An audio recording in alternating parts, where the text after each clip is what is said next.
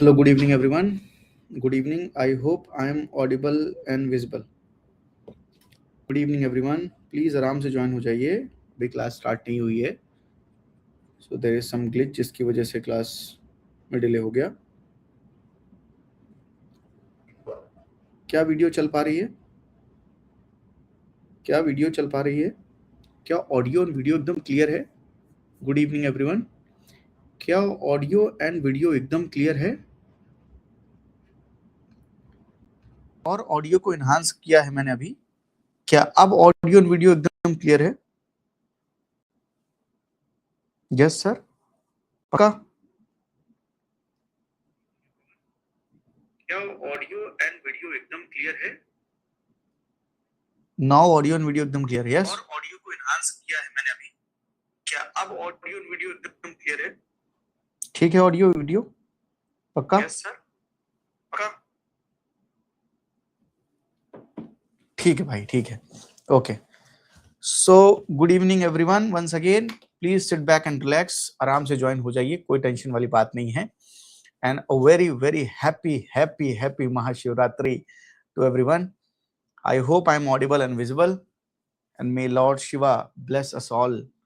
Almighty जब bless करता है तो जो हम काम करते हैं वो सारे काम सफल हो जाते हैं। तो ऊपर वाले का जब हाथ होता है, ईश्वर का जब हाथ होता है, जब ईश्वर अपनी उंगली पकड़ता है, तब काम करने नहीं पड़ते, काम बनाने नहीं पड़ते, काम अपने आप बनते जाते हैं। फिर एग्जाम में जिस गोले पर टिक मारेंगे, बिल्कुल जाहिर सी बात है, मेहनत तो आपको करनी ही है, लेकिन जब यूपीएससी के प्री में जब आप गोले भरेंगे, आपके गोले सही भरेंगे। तो एक बार मैं ऑडियो और वीडियो चेक कराने के लिए एक पोल करवा लेता हूं, जहां पर आप सब मुझे बताएंगे ऑडियो वीडियो एकदम क्लियर है क्या? ऑडियो वीडियो एकदम क्लियर है क्या? तो मैंने पोल करवा दिया, प्लीज पोल में अपना जवाब बता दीजिए, ऑडियो वीडियो एकदम क्लियर है क्या? जय श्री कृष्णा, गुड इवनिंग रुजुल, नितेश, कमलकांत, मोहित, हादसा, निकिता, दिव्यानी, सबको सबको Mahashivratri, happy Mahashivratri. And yes yes Hadsa, बिल्कुल, why not. Thank you Prateek, thank you. Sit back and relax for let's others to join. सब लोग ज्वाइन कर लीजिए आराम से। यस मेरा महाशिवरात्रि का फास्ट है एंड मेरी तबीयत थोड़ी सी डाउन है आज। थोड़ी सी गले में प्रॉब्लम है एंड थोड़ा सा मुझे फीवरिश फील हो रहा है, तो प्लीज आप मेरा साथ दीजिएगा। और हम चीजों को आज बहुत अच्छे से पढ़ने वाले हैं, कुछ बहुत अच्छा करने वाले हैं। On this very auspicious day of Mahashivratri, let's do our karma. Karma is everything, let's do our karma. Okay, तो एक बार बोल दो भाई, how the josh, shall we start the class. कैसा है आप सबका जोश? मेरा कम है, आप अपना बता दो भाई। मेरा जोश आपको देखकर बढ़ जाएगा। एक बार सब लोग कमेंट सेक्शन बता दीजिए, हाउस द जोश। पक्का इस बार प्री क्लियर करना है, एक बार कमेंट सेक्शन में सब लिख दो, this time definitely we are going to clear pre examination. 120 plus लाएंगे, everybody right 120 plus in pre examination. अरे सर इतना हाई गोल? बिल्कुल हम हाई गोल ही सेट करते हैं। Everybody right Lord, yes Lord Shiva will bless us all, बिल्कुल। and everybody should write 120 plus in pre examination in paper 1। Paper 2 में 80 plus CSAT से काम चल जाएगा। और अभी तक जो आप लोग सोच रहे हो सीसेट में हम क्या कर रहे हैं, मैं आपसे कहूंगा, आप मेरे मेंटरशिप स्टूडेंट हो भाई, मैं आपसे कहूंगा सीसेट में जो हम कर रहे हैं बहुत चमत्कारी है। लोगों को जिनको कुछ नहीं आता है उनको भी इतना कॉन्फिडेंस आ रहा है सीसेट में। आपसे बहुत, आप में से बहुत लोग सीसेट में हैं, आपको पता है हम क्या कर रहे हैं। और बाकी जो लोग नहीं है, मैं कहना चाहूंगा सीसेट अगर हल्का सा भी वीक है और थोड़ा सा भी डाउट हो रहा है सीसेट में, एक बार सीसेट कोर्स ज्वाइन करके जरूर देखिएगा। आपके 3000 का इन्वेस्टमेंट, आज तो 5% ऑफ भी है महाशिवरात्रि में, एक्स्ट्रा 5% ऑफ। ये आपका छोटा सा इन्वेस्टमेंट आपको पेपर 2 में गेम जिता सकता है। यस आप में से कई लोग हैं, बिल्कुल yes 120 plus in pre examination paper 1 and 80 plus in CSAT, that's our goal. एकदम सिंपल। दिव्यानी करी सर सीसेट का फियर चला गया? फियर तो जाएगा ही जाएगा जब सही ढंग से पढ़ा जाएगा। हर हर महादेव, जय Shiv Shambhu. Very helpful sir CSAT, thank you thank you. इस बार मेंस देना पक्का, इस बार मेंस आपको देना ही देना है, मैं पूरी जान लगा दूंगा, आप अपनी पूरी जान लगा के काम करना बस। Shall we start? So with your permission let's start our this mentorship course, जहां पर हम अपना माइंडसेट जो एग्जामिनेशन का है, जो एग्जामिनर का माइंडसेट है, उस माइंडसेट के हिसाब से काम कर रहे हैं। अभी रिसेंटली जियो साइंटिस्ट का पेपर हुआ है, अगर आपने जियो साइंटिस्ट का पेपर देखा है, जो कि आपको देखना है, तो मैं आपको सिंपल 2-4 चीजें बता देता हूं, क्योंकि आप यूपीएससी के प्री के पेपर बहुत करते हैं, यूपीएससी में प्री के पेपर आप बहुत लगाते हैं और आपको आंसर याद हो जाते हैं। सो आपको अब क्या करना है, आपको सीडीएस, सीएपीएफ, जियो साइंटिस्ट, इनके पेपर सॉल्व करने हैं लास्ट 7 इयर्स के। कुछ मैं भी करवा दूंगा, कुछ चीजें मैं बता दूंगा। तो जो लेटेस्ट जियो साइंटिस्ट का पेपर हुआ है उसकी थीम्स देखिएगा, और जो मैं आपको बताता रहता हूं यूपीएससी क्या करता है आपके साथ, आपको जियो साइंटिस्ट के पेपर से भी मैं थीम निकाल के बताऊंगा, चिंता मत कीजिए। जितनी इंपॉर्टेंट थीम होगी जियो साइंटिस्ट के पेपर से, लेटेस्ट जितने भी पेपर आ रहे हैं, मैं सब कुछ आपको बताऊंगा। तो ये जो आप करेंगे, इससे आपको ये भी समझ में आएगा कि यूपीएससी अदर एग्जामिनेशन में क्या करता है और क्यों करता है, और आपको ये भी समझ में आएगा कि क्यों हम यूपीएससी के प्री के लिए, सीएससी के प्री के लिए, सिविल सर्विस एग्जामिनेशन के प्री के लिए हम ऐसा क्यों कर रहे हैं। ये चीजें आपको समझ में आएंगी, और ये आपको जो जोर देंगी, ये जो आपको ताकत देंगी, ये एग्जामिनेशन में आपको गेम जिताएंगे। ओके ओके, ठीक है। तो जियो साइंटिस्ट का पेपर एग्जामिनर का माइंडसेट बताता है। तो अभी तक हम एग्जामिनर के माइंडसेट को समझ रहे थे, और पिछली क्लास में हमने type of option and types of questions के बारे में सीखा था। एक बार आप मुझे बता दोगे कितने टाइप के ऑप्शंस होते हैं, कितने टाइप के क्वेश्चन होते हैं? कोई कमेंट सेक्शन में लिख सकता है क्या भाई? मैं वेट कर लेता हूं 2 मिनट। आप क्या कमेंट सेक्शन में सब लोग लिख सकते हैं कितने टाइप के ऑप्शंस हमने पढ़े, कितने टाइप के हमने क्वेश्चंस को पढ़ा, कितने टाइप होते हैं? क्योंकि आज जब मैं आपको कहूंगा तो आपको लिखना पड़ेगा हर एक सवाल के ऊपर टाइप। वो कौन से टाइप्स हैं, आपको name the types, name the options, क्या कहते हैं हम उन्हें, क्या कहते हैं? सिर्फ नंबर मत बताइए, नाम भी बताइए, क्या कहते हैं। मैं वेट कर लूंगा थोड़ा सा, या तो मैं आपको हो तो भैया मैं ही रिवाइज करवा दूं आपको, एक ही चीज बचती फिर, या तो मैं रिवाइज करवाऊंगा या तो आप खुद रिवाइज करेंगे। Type of question and types of options के बारे में हमने पिछली बार क्या जबरदस्त क्लास की थी, और हमको क्या बढ़िया चीज समझ में आई थी। यस, तो टाइप्स ऑफ ऑप्शन में हमने 7 टाइप के ऑप्शन पढ़े थे, याद है आपको? यस, बिल्कुल, जो आपने लिखा बिल्कुल। पहला 3 स्टेटमेंट एलिमिनेशन टाइप, क्या था उसमें? 1 2 2 3 1 3 1 2 3, याद आया आपको? याद आया आपको? फिर वन लाइनर, एक सवाल 4 ऑप्शन दिए होंगे और एक जवाब होगा, वन लाइनर। तीसरा similar number of the statement in option, like 1 2 3 2 3 4 1 3 4, ऐसे करके ऑप्शन जो बनते हैं, similar number of the statement. Yes, 2 statement elimination type, 1 2 both none, 1 2 both none, बोलते जाओ मेरे साथ, मेरे साथ सब लोग बोलिए 1 2 बोथ नन। फिर पांचवा टाइप हमने पढ़ा था only 1 2 3, how many, how many जब पूछेगा तो क्या पूछेगा? ओनली 1 2 3 4, ऐसा वाला। फिर हमने पढ़ा था HET, मतलब हैप्पजार्ड एलिमिनेशन टाइप। हैप्पजार्ड मतलब कुछ भी ऑप्शन में 1 3 दे देगा, 2 ओनली दे देगा, 3 ओनली दे देगा, 1 2 3 दे देगा, इस टाइप के हैप्पजार्ड एलिमिनेशन टाइप। एंड सातवां हमने पढ़ा था, बोलो ये क्या लिखा है? ये हमने क्या लिखा है सातवें में? किस टाइप का? स्टेटमेंट एक्सप्लेनेशन टाइप का। 2 statement explanation type, 3 statement explanation type. Statement 1, statement 2 कैसा एक्सप्लेन करता है कि नहीं करता है, पहला सही है, दूसरा गलत है, दूसरा सही है, पहला गलत है, correct.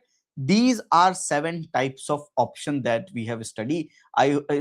I hope you are remembering them. जब भी हम सवाल बोलेंगे 7 टाइप आपके मुंह में याद होने चाहिए, नाम याद होने चाहिए, तभी बात बनेगी, तभी बात बनेगी। फिर हमने टाइप्स ऑफ क्वेश्चन देखे थे। कितने टाइप के क्वेश्चन थे भाई?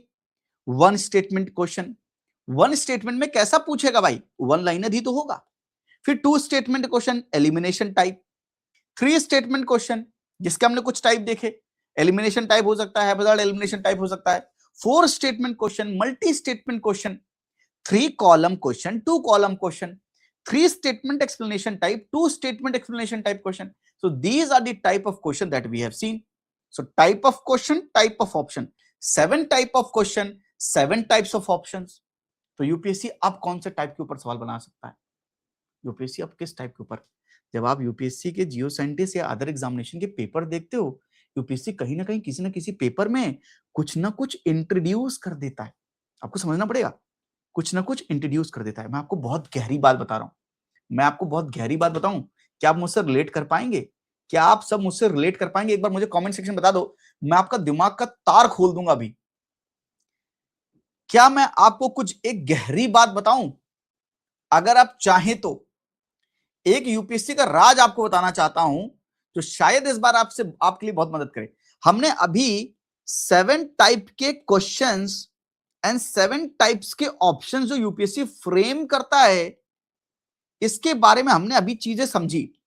ये चीज हमने अभी समझी कि 7 टाइप के क्वेश्चन एंड 7 टाइप के ऑप्शंस यूपीएससी फ्रेम करता है। Now let me give you some logic. एक बहुत बड़ी बात बोलने वाला हूं। अब यूपीएससी काम करेगा या नहीं करेगा, ऊपर वाले के हाथ में है। पर मेरी जो एनालिसिस कहती है, आज महाशिवरात्रि का दिन है, आज बहुत बड़ा दिन है। मैं भगवान का नाम लेकर आपको एक बहुत बड़ी चीज बताने वाला हूं। मैं ये बताना चाहता हूं कि 2026 में न्यू पैटर्न पर, कुछ न्यू पैटर्न या कुछ नया टाइप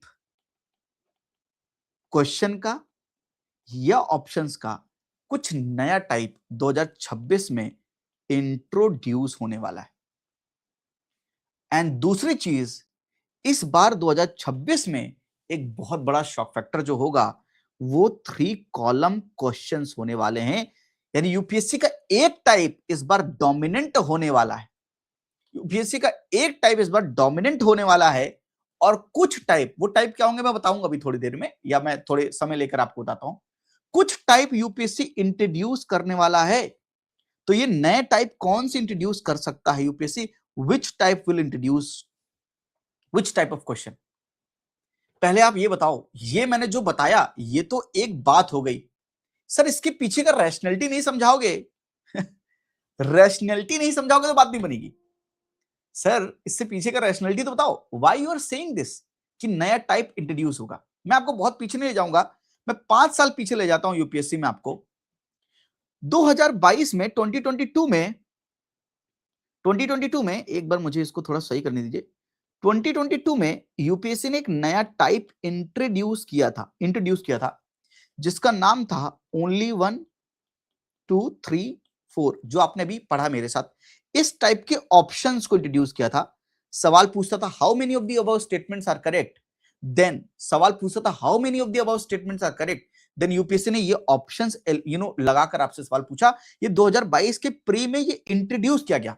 पहली बात, इंट्रोड्यूस किया गया तो मैंने आपको लॉजिक समझाया कि 2023 में ये जो टाइप इंट्रोड्यूस हुआ ये शॉक फैक्टर बना। 2023 के पेपर में, पूरा 2023 के पेपर में ओनली 1 ओनली 2 उन्होंने डाल के शॉक फैक्टर बना दिया। ध्यान से सुनना सब लोग। 2023 के पेपर में यही शॉक फैक्टर हो गया। साथ में मैंने उस पेपर में एनालाइज किया कि ज्योग्राफी भी शॉक फैक्टर था। बहुत ढेर सारे सवाल ज्योग्राफी से पूछे गए थे। एक शॉक फैक्टर और इंट्रोड्यूस किया था पर किसी ने पहचाना नहीं। तो 2023 में जो ये शॉक फैक्टर था ये कहां से आया था? 2022 में जो सवाल, जो टाइप इंट्रोड्यूस किया वो 2023 में शॉक फैक्टर बना। फिर समझिए, फिर आया 2024। मैंने 2024 में आप सबको बोला कि एक शॉक फैक्टर यूपीएससी ने जो ज्योग्राफी दिया था वो आप सब देखना भूल गए और आपने सिर्फ इस शॉक फैक्टर के बारे में बात की। तो 2024 में ज्योग्राफी शॉक फैक्टर होगा। तो 2024 में ज्योग्राफी शॉक फैक्टर आया। और ये सब मैं बात बना के नहीं बोलता हूं, कोई झूठ नहीं बोलता हूं। आप जाके प्रिडिक्ट दी अनप्रिडिक्टेबल सीरीज जो फ्री ऑफ कॉस्ट यूट्यूब पर होती है, अभी भी वो वीडियोस पड़ी हुई हैं, कभी भी जाकर देख सकते हो। मैंने 2024 में बोला कि this time what will be the shock factor? Geography will be the shock factor. तो 2024 का शॉक फैक्टर क्या था? ज्योग्राफी। और 2024 में क्या किया यूपीएससी ने? एक नया टाइप इंट्रोड्यूस किया। कौन सा? 3 column question and 3 statement explanation question. फिर मैंने आपको बताया, इसी का एनालिसिस करके एक वीडियो बनाई 2025 के प्री के लिए कि what will be the shock factor for 2025 pre. क्या शॉक फैक्टर हो सकते हैं? तो मैंने बोला कि 3 स्टेटमेंट या 3 कॉलम क्वेश्चन बहुत ढेर सारे पूछे जाएंगे 2025 में, क्योंकि 2024 में इंट्रोड्यूस किया और पहला 2022 में इंट्रोड्यूस किया था, वो 2023 में शॉक फैक्टर बना। 2024 में कोई चीज नई इंट्रोड्यूस की, 2025 में 3 स्टेटमेंट क्वेश्चन खूब ढेर सारे पूछे गए, पर 3 कॉलम क्वेश्चन नहीं पूछे गए उतने। 3 स्टेटमेंट क्वेश्चन खूब ढेर सारे पूछे गए, वो शॉक फैक्टर बना। जैसा मैंने कहा था वैसा हुआ। मैं भगवान थोड़ी हूं, लेकिन यूपीएससी यही कर रहा है जो कर रहा है। मैं बस आपको रैशनैलिटी से बता रहा हूं, मैं कोई प्रिडिक्शन नहीं कर रहा हूं, मैं कोई बाबा नहीं हूं कि मैं प्रिडिक्शन कर रहा हूं कोई। मैं यूपीएससी की ही रैशनैलिटी को पकड़कर आपको कोई बात बता रहा हूं, संभालिएगा जो मैं बात बोलने वाला हूं।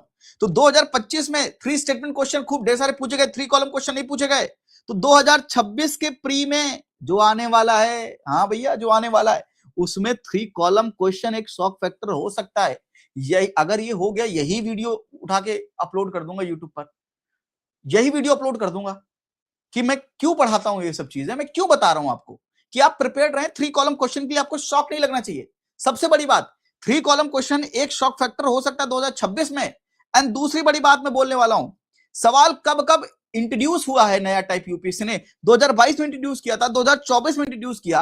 हर 2 साल में एक टाइप इंट्रोड्यूस करता है। तो 2026 में कुछ नए टाइप के questions, new type of questions या ऑप्शंस यहां पर इंट्रोड्यूस किए जाएंगे, क्योंकि हर ऑल्टरनेट ईयर पे 2022, 2024, 2026 मैंने पूरा लॉजिक बताया। मैंने पहले स्टेटमेंट दी थी कि हाँ 3 कॉलम क्वेश्चन शॉक फैक्टर हो सकता है, नया टाइप आ सकता है। ये मैंने अभी आपको बता दिया कि अब नया टाइप आएगा। और सवाल अब क्या बचा, सवाल ये बचा सर कौन सा नया टाइप हो सकता है वो, ताकि आप मुझे बता दो, मुझे शॉक फैक्टर ना लगे। अरे आप डर रहे होंगे ना कि सर कौन सा नया टाइप, डोंट वरी, मैं आपको पूरी कोशिश करूंगा कि ये नए टाइप क्या हो सकते हैं बताने की। लेकिन अभी ये लॉजिक समझ में आया क्या, मैंने क्या कोई तुक्का लगाकर आपको कोई चीज बताई। महाशिवरात्रि का दिन है आज, बड़ा ऑस्पिशियस डे, मैं पूरी जान लगाकर, मेरी तबीयत खराब है अभी, लेकिन मैं चाहता हूं ये इतनी बड़ी बात मुझे बतानी है आपको आज। मैं चाहता हूं ये आप सीखें। किशन उस पर आएंगे, हर चीज पर कौन सा सब्जेक्ट होगा सब पर आएंगे। पहले आप रैशनल सीखो, रैशनल सीखना बहुत जरूरी है कि सर आप क्या तुक्का बता रहे हो। कुछ लोग आजकल यूट्यूब पर हो गया या अपने पेड कोर्सेज में कुछ भी बता रहे हैं, कहते हैं ए ऑप्शन टिक मार दो सही हो जाएगा, कहेंगे ऑल मार दो टिक हो जाएगा सही हो जाएगा, कोई कहेगा कि ओनली वाले आए तो उसमें ओनली 2 मार लेना क्योंकि ओनली 2 बहुत आंसर हो जाते हैं सही हो जाएगा। अरे रैशनल क्या है भाई आपका, रैशनल क्या है, कैसे कह सकते हैं आप ये बात कि इन सब में ऑल मार के आ जाओ। साइंस एंड टेक में आप जब भी ओनली वाले सवाल देखें तो कहते हैं ओनली 2 मार के आ जाओ। अरे कोई तो रैशनल होना चाहिए, ये पढ़ा रहे हैं। बिना रैशनल के बातें करना मतलब तुक्का मारना, उसे मैं तुक्का कहता हूं। मैं तो आपको रैशनल के समझा, अगर मेरा रैशनल गलत होता तो इस 2024 में ज्योग्राफी मैंने कैसे बताया, 2025 में लेटेस्ट 2 ईयर का बता रहा हूं अभी, 2025 में मैंने क्यों बोला 3 स्टेटमेंट क्वेश्चन, क्यों मैंने बोला कि मॉडर्न हिस्ट्री से सवाल पूछे जाएंगे, क्यों मैंने बोला था मॉडर्न हिस्ट्री शॉक फैक्टर होगा 2025 के पेपर में, सवाल ज्यादा आएंगे, क्योंकि एक एनालिसिस बनाई थी मैंने और उससे बताया था मैंने ये होगा।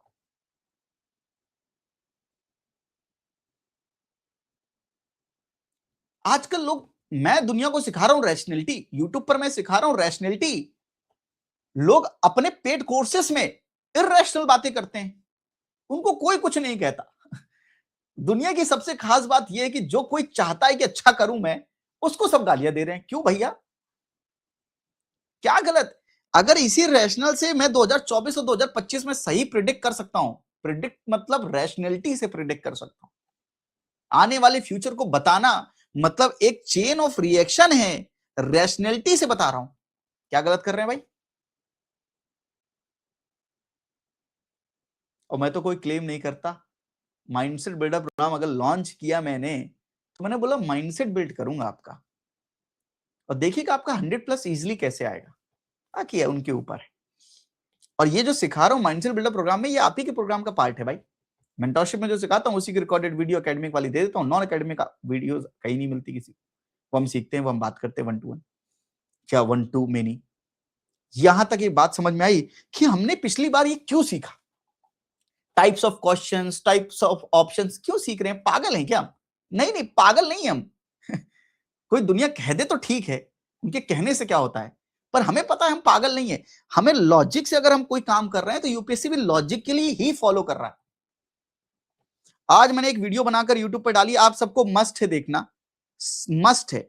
यूपीएससी का एक पैटर्न बताया मैंने यूट्यूब पर, मैं दोबारा नहीं बताऊंगा, जाहिर सी बात है क्यों हमको दोबारा एनर्जी लगानी है। सेम 1995 में जो यूपीएससी ने थीम्स थी वही 2005 में थी, वही 2025 में थी, वही 2015 में थी, वही 2025 में थी, एंड 30 मार्क्स के क्वेश्चन आए थे यहां से।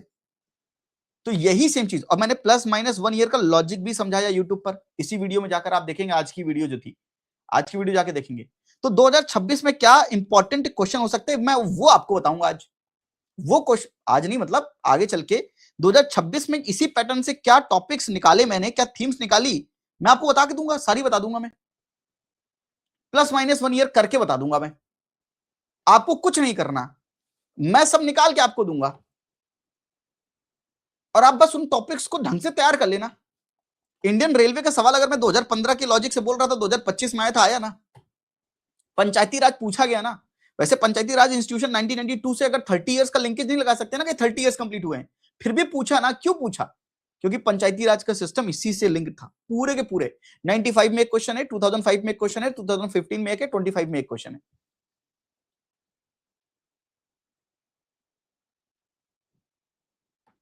हाँ अमन, मैं आपका बर्डन ही तो कम कर रहा हूं, बिल्कुल बर्डन ही कम करना है, आपको नहीं करना ये।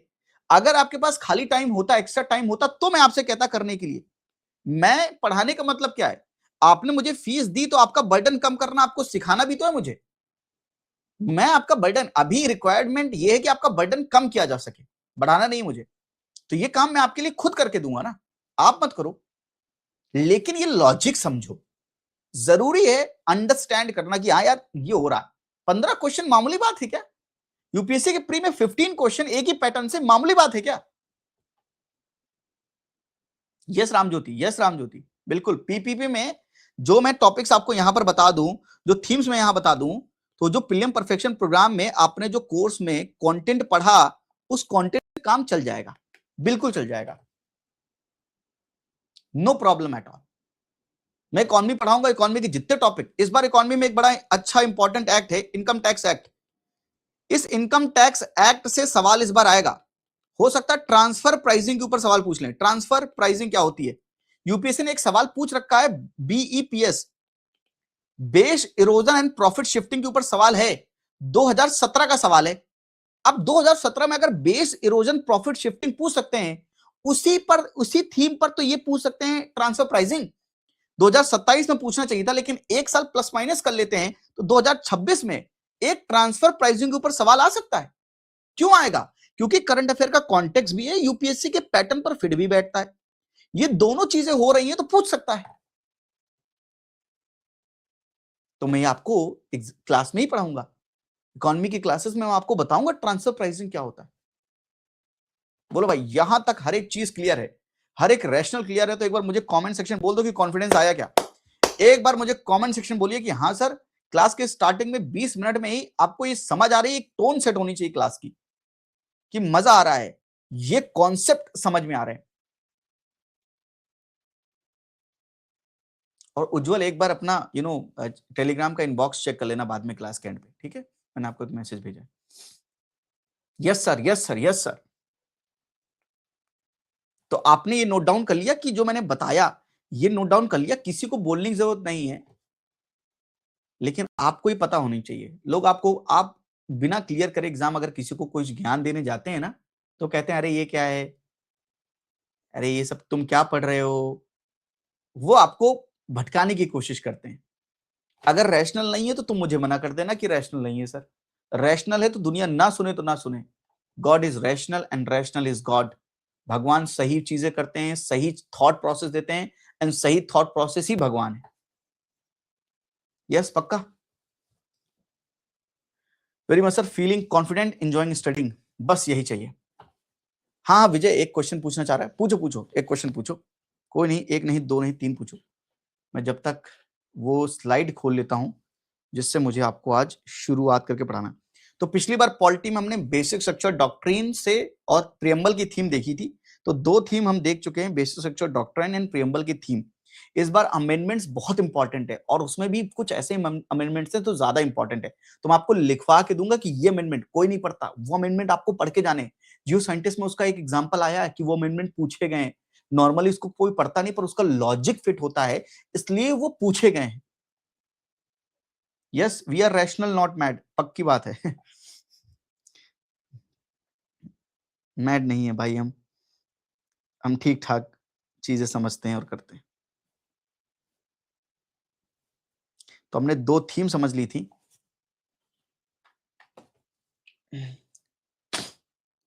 नया टाइप क्या होगा मैं बताऊंगा अविनाश, नया टाइप समय के साथ मैं बताऊंगा, इसी बात से कंटिन्यू करूंगा, याद रखिएगा बस जो मैं बोल रहा हूं। इसे प्री वाली जो कॉपी बना रखी है उसमें नोट डाउन करते चलिए करिए जो मैं बताता रहता हूं। सही टाइम पर वो नया टाइप क्या हो सकता है मैं क्वेश्चन ला कर दिखाऊंगा, नए टाइप के क्वेश्चन बना कर दिखाऊंगा आपको, ठीक है। यस, विजय का क्वेश्चन नहीं आया, विजय आपका सवाल नहीं आया तो मैं आगे बढ़ता हूं, है ना। जब आ जाएगा तो मैं रिप्लाई कर दूंगा उसका। चलो, please do not pirate, again request from my side, do not corrupt your soul. इसी लॉजिक पे हम जो काम कर रहे थे उसी लॉजिक पे आज आगे काम कंटिन्यू करते हैं। आप सभी सब्जेक्ट का बताएंगे, बिकॉज मैंने सभी सब्जेक्ट के लिए कोर्स नहीं लिया है। विजय, हाँ मैं सभी सब्जेक्ट के इंपॉर्टेंट टॉपिक्स, इंपॉर्टेंट थीम्स बताऊंगा, सभी सब्जेक्ट के बताऊंगा, टेंशन मत लो, है ना। अब एक चीज और समझो भाई, पॉलिटी में अभी हमने एक थीम समझ ली है कि प्रीएम्बल बड़ी इंपॉर्टेंट है। पॉलिटी में क्या क्या पढ़ना होता है देखो आप समझो, पॉलिटी में सबसे इंपॉर्टेंट अगर प्री एग्जामिनेशन के पर्सपेक्टिव से देखें तो कॉन्स्टिट्यूशन है, और इसीलिए मैं बैरेक्ट आपको पढ़ाता हूं, आर्टिकल में आपको पढ़ाता हूं।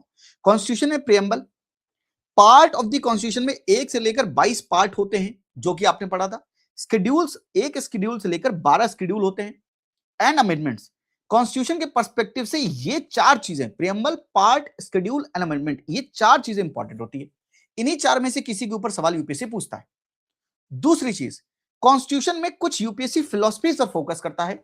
कॉन्स्टिट्यूशनलिज्म, संविधानवाद क्या होता है, rule of law, division of power, separation of power. इस बार मैंने आपको 1-2 क्वेश्चन बनाकर दिए थे, याद है। Division of power, separation of power पर सवाल हो सकते हैं, बिल्कुल। Rights versus duties, liberty versus equality, इन सब के ऊपर सवाल यूपीएससी पूछता है। फिलॉसफीज पे सवाल पूछता है, फिलॉसफीज पे सवाल पूछता है। तो कॉन्स्टिट्यूशन में क्या एक दायरा कवर करना है, ये कॉन्स्टिट्यूशन में जो पढ़ते हैं ये तो पढ़ना ही है, साथ में फिलॉसफीज, इन फिलॉसफीज पर भी काम करना है। इनको भी कंटेंट में आपने पढ़ा होगा। मेरा दावा है आपसे कि अनीश सर ने आपको ये सब पढ़ाया होगा पॉलिटी के कोर्स में, बिल्कुल। Yes, understood. आप एक बार लिख लीजिए फिर भी कि हाँ ये फिलॉसफीज और ये कॉन्स्टिट्यूशन में ये चीजें इंपॉर्टेंट होती हैं। आगे चल के मैं बताऊंगा कि किस पार्ट में क्या चीज ज्यादा इंपॉर्टेंट होती है। अगर 1 से लेकर 22 पार्ट है उसमें कौन से पार्ट ज्यादा पूछे जाते हैं, कौन से शेड्यूल ज्यादा पूछे जाएंगे, अमेंडमेंट्स कौन से पूछे जाएंगे। प्रेम्बल मैंने आपको बता दिया कि प्रेम्बल को बेसिक स्ट्रक्चर डॉक्ट्राइन से कैसे मिक्स करके सवाल पूछा जा सकता है। आई होप आपके दिमाग में एक विजन क्लियर है कि हम कर क्या रहे हैं आपके साथ। मेरे थॉट के साथ आपका थॉट अलाइंड होना चाहिए, क्योंकि मैं अपना थॉट एग्जामिनर के थॉट के साथ अलाइंड करके बैठ के आपको पढ़ा रहा हूं। ठीक, लिखा आपने, डन है। मजा आ रहा है आपको, मजा आना चाहिए। इंडिया पाकिस्तान का मैच चल रहा है, पर इससे ज्यादा किक इंडिया पाकिस्तान के मैच में नहीं है भाई। वो तो अपना कर्म कर रहे हैं, उनसे तो वो पैसा कमा ही रहे हैं, हमारे लिए वो इंटरटेनमेंट है। पर अगर पढ़ाई जिस दिन आपके लिए इंटरटेनमेंट बन गई, मेरा दावा है आपको कोई हरा नहीं सकता। इंडिया पाकिस्तान का मैच चल रहा है, बहुत अच्छी बात है, वो अपना गेम खेल रहे हैं, हम अपना गेम खेल रहे हैं। इंटरटेनमेंट के लिए 2 घंटे बर्बाद थोड़ी करेंगे अपना, करेक्ट।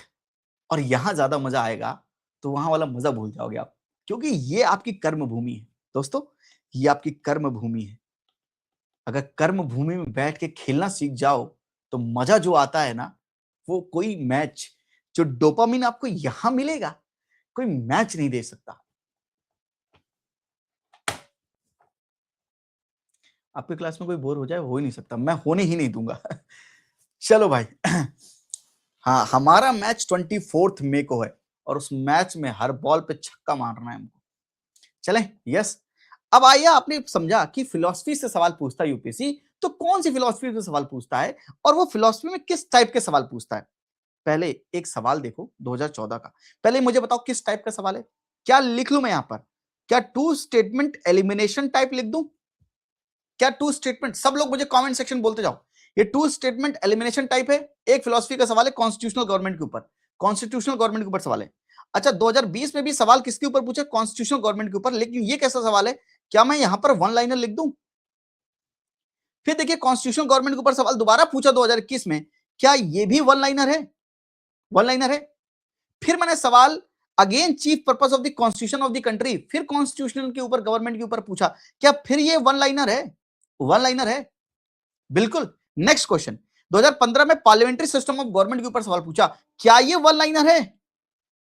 और आपको याद है ना, मैंने बोला था 1995, 1996, 2006, 2016, 2026, 2005, 15, 2005, 2025 और इसी के हिसाब से 2007, 1997, 2017, 2027। आपको कम से कम क्या ऑब्जर्व करना है मेरे साथ? ऑब्जर्व इन ईयर्स को करना है। 2015, 16, 17 आप मेरे साथ ऑब्जर्व करते रहिएगा। क्या लिखा है? 2015 किसके ऊपर सवाल है? पार्लियामेंट्री सिस्टम ऑफ गवर्नमेंट के ऊपर है, लेकिन कैसा सवाल है? One liner. अगेन 2017 में सवाल पूछा, main advantage of the parliamentary form of government. Again parliamentary form of government के ऊपर सवाल है, कैसा है? वन लाइनर है। 2020 में सवाल पूछा, पार्लियामेंट्री सिस्टम ऑफ गवर्नमेंट, कैसा सवाल है? वन लाइनर है। रुक जाओ आगे फेडरलिज्म के ऊपर सवाल पूछा 2021 में कि एसेंशियल फीचर क्या है फेडरलिज्म का, इंडियन पॉलिटी का, फेडरल कैरेक्टर में फेडरलिज्म के ऊपर सवाल पूछा, कैसा है बच्चों? क्या वन लाइनर है?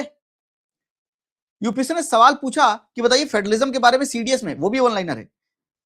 आगे और 2017 में सवाल पूछा फेडरलिज्म के ऊपर, क्या ये भी वन लाइनर है? सीएपीएफ में सवाल पूछा इंडियन फेडरलिज्म के ऊपर, क्या ये वन लाइनर है? One liner. Next rights versus duties के बारे में सवाल पूछा, इस फिलॉसफी के बारे में, क्या ये भी वन लाइनर है? राइट्स वर्सेस ड्यूटीज के ऊपर सवाल पूछा, क्या 2017 का सवाल ये भी वन लाइनर है? और देखिए 2017, 2020 में ब्यूरोक्रेसी का क्या काम होता है, क्या ये भी सवाल वन लाइनर है? डेमोक्रेसी का सुपीरियर वर्चू कहां लाया करता है, क्या ये भी सवाल वन लाइनर है? तो अगर यहां पर देखिए इक्वेलिटी के ऊपर सवाल पूछा 2017 में, देखिए कितने सवाल फिलॉसफी के 2017 में, तो क्या ये भी वन लाइनर है? लॉ वर्सेस लिबर्टी के बीच में क्या अप्रोप्रिएट रिलेशन है 2018 में, क्या ये भी वन लाइनर है? 2019 में पूछा कि बताइए लिबर्टी का मतलब क्या होता है, क्या ये भी वन लाइनर है? यहां पर पूछा 2021 में लिबरल डेमोक्रेसी, लिबर्टी इन लिबरल डेमोक्रेसी को सबसे ज्यादा अच्छा सेफगार्ड कौन कर सकता है, क्या ये भी वन लाइनर है? अभी तक मैंने जितने आपको यहाँ पे फिलॉसफीज के सवाल दिखाए, एक सवाल को छोड़कर 2014 के, क्या सब वन लाइनर हैं? क्या आपको एक बात समझ में आई कि इनसे किस टाइप का क्वेश्चन यूपीएससी नॉर्मली अभी तक बनाता आया है? That is what, one liner. अगर एनालाइज नहीं करेंगे तो बात नहीं बनेगी। मतलब जब भी सवाल फिलॉसफीज पर है वो वन लाइनर है। एंड मोर इंपॉर्टेंटली ज्यादातर सवाल 2017 के हैं। तो इसका मतलब क्या, या तो 2027 में फिलॉसफी से सवाल पूछेगा, या तो 2026 पे फिलॉसफी से सवाल पूछेगा। हो सकता है इस बार 2026 के प्री में पॉलिटी से कुछ फिलॉसफीज के सवाल आपसे पूछे जाए, और कैसे पूछे जाएंगे, हो सकता है वन लाइनर ही पूछे जाए। दिमाग को क्लियर होता है भाई करना क्या है। दिमाग को जब तक ये बात क्लियर नहीं होगी करना क्या है, तब तक बात नहीं बनेगी। बोलो भाई ये समझ आया क्या? दिमाग खुला क्या? यस सर, पक्का, पक्की बात है। चलो भाई, तो आइए आपको सवाल करते हैं और समझते हैं क्या यूपीएससी अपने आप को रिपीट भी करता है। कॉन्स्टिट्यूशनल गवर्नमेंट, ये एक फिलॉसफी क्या कॉन्स्टिट्यूशनलिज्म की है। What is a constitutional government? In one line I can tell what is constitutional government. ऐसी government that is limited by the terms of the constitution. ऐसी government that is limited by terms of the constitution. और हम सबको पता है in our country constitution is supreme, there is a rule of law and the most superior book of law is constitution itself. Constitution ने कहा कि मैं सब कुछ लिख के दूंगा, सबकी पावर लिख के दूंगा। तो कॉन्स्टिट्यूशन कैसी पावर देता है? सबको लिमिटेड पावर देता है। तो हमारी गवर्नमेंट जो भी होगी, या जो भी एग्जीक्यूटिव हो, लेजिस्लेचर हो, जुडिशियो, सब कोई they are limited by the terms of the constitution, so that they should not act arbitrarily. मतलब ऐसा नहीं कुछ भी करने लगे ये। तो government is limited by the terms of the constitution, so that they can not basically do such things that harms the citizen of the country. इसलिए इस कॉन्सेप्ट को बोलते हैं constitutional government. So government is limited by the terms of the constitution. Government is limited government. तो constitutionalism, संविधानवाद का मतलब क्या हुआ? कॉन्स्टिट्यूशनलिज्म का मतलब क्या हुआ? कि government is a limited government and they will work in the welfare of the citizen. ये होता कॉन्स्टिट्यूशनलिज्म की थ्योरी. और यूपीएससी ने कॉन्स्टिट्यूशनलिज्म की थ्योरी से सवाल पूछा कि बताइए लिमिटेड गवर्नमेंट या कॉन्स्टिट्यूशनल गवर्नमेंट क्या है? पहला option, place effective restriction on individual liberty in the interest of the state authority. Place effective restriction on the authority of the state in the interest of the individual liberty. इस सवाल का जवाब मुझे आप comment section में ऐसे ही दे दो, क्योंकि मुझे इससे ज्यादा इंपॉर्टेंट बात आपको कुछ समझानी है. Just give me a second. इससे ज्यादा इंपॉर्टेंट बात मुझे आपको समझानी है.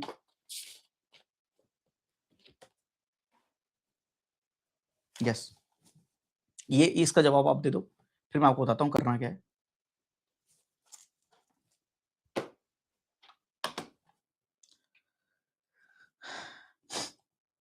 सबने कहा इसका आंसर बी है.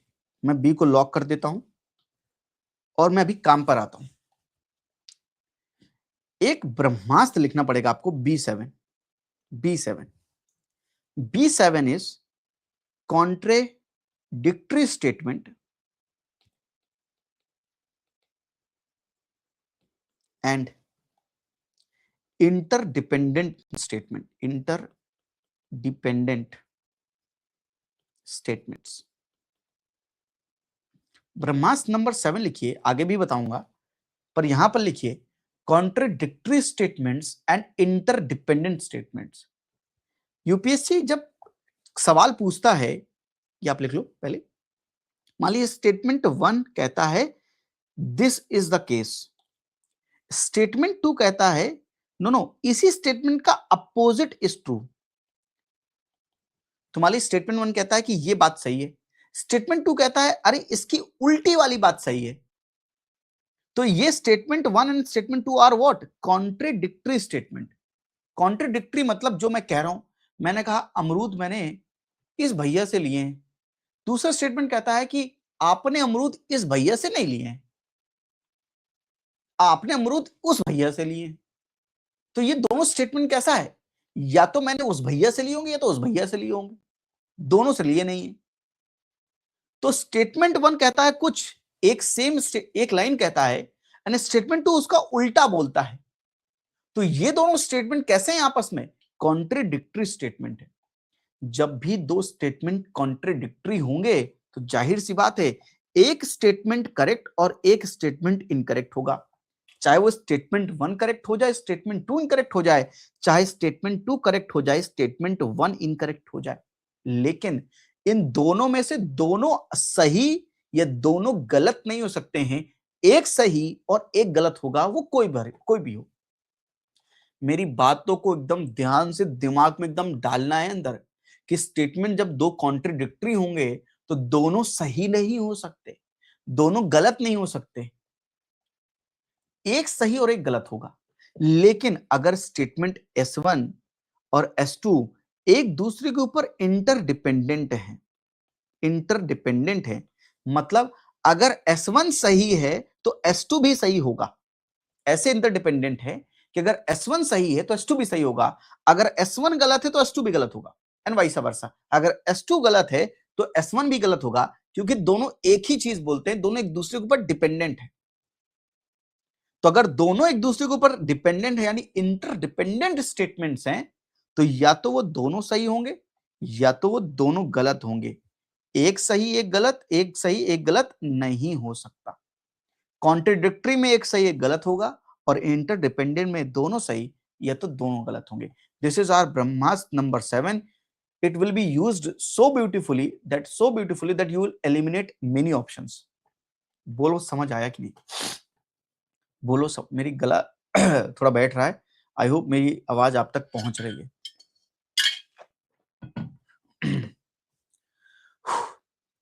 बोलो समझ आया या नहीं? कॉन्ट्रडिक्टरी का मतलब, क्योंकि बाद में आप मुझे फिर पूछोगे सर कॉन्ट्राडिक्टरी समझ नहीं आया, इंटरडिपेंडेंट समझ नहीं आया। आई होप मैंने अभी क्लियर कर दिया कि कॉन्ट्राडिक्टरी का मतलब क्या है और इंटरडिपेंडेंट का मतलब क्या है। Yes sir, yes sir, okay. ये सवाल का जवाब देना मुश्किल नहीं है, इस सवाल से कुछ सीखना है। क्या सीखना है? कह रहा कॉन्स्टिट्यूशनल गवर्नमेंट। अब आपको कॉन्सेप्ट पता है, मान लो कॉन्सेप्ट नहीं पता होता, मान लो कॉन्सेप्ट, हाँ मेरा फास्ट है, बिल्कुल मेरा फास्ट है, हाँ इसलिए मेरी एनर्जी थोड़ी कम लग सकती है आपको। हाँ ये 3 स्टेटमेंट वाला कोई भी क्वेश्चन हो अदर सब में लगता है।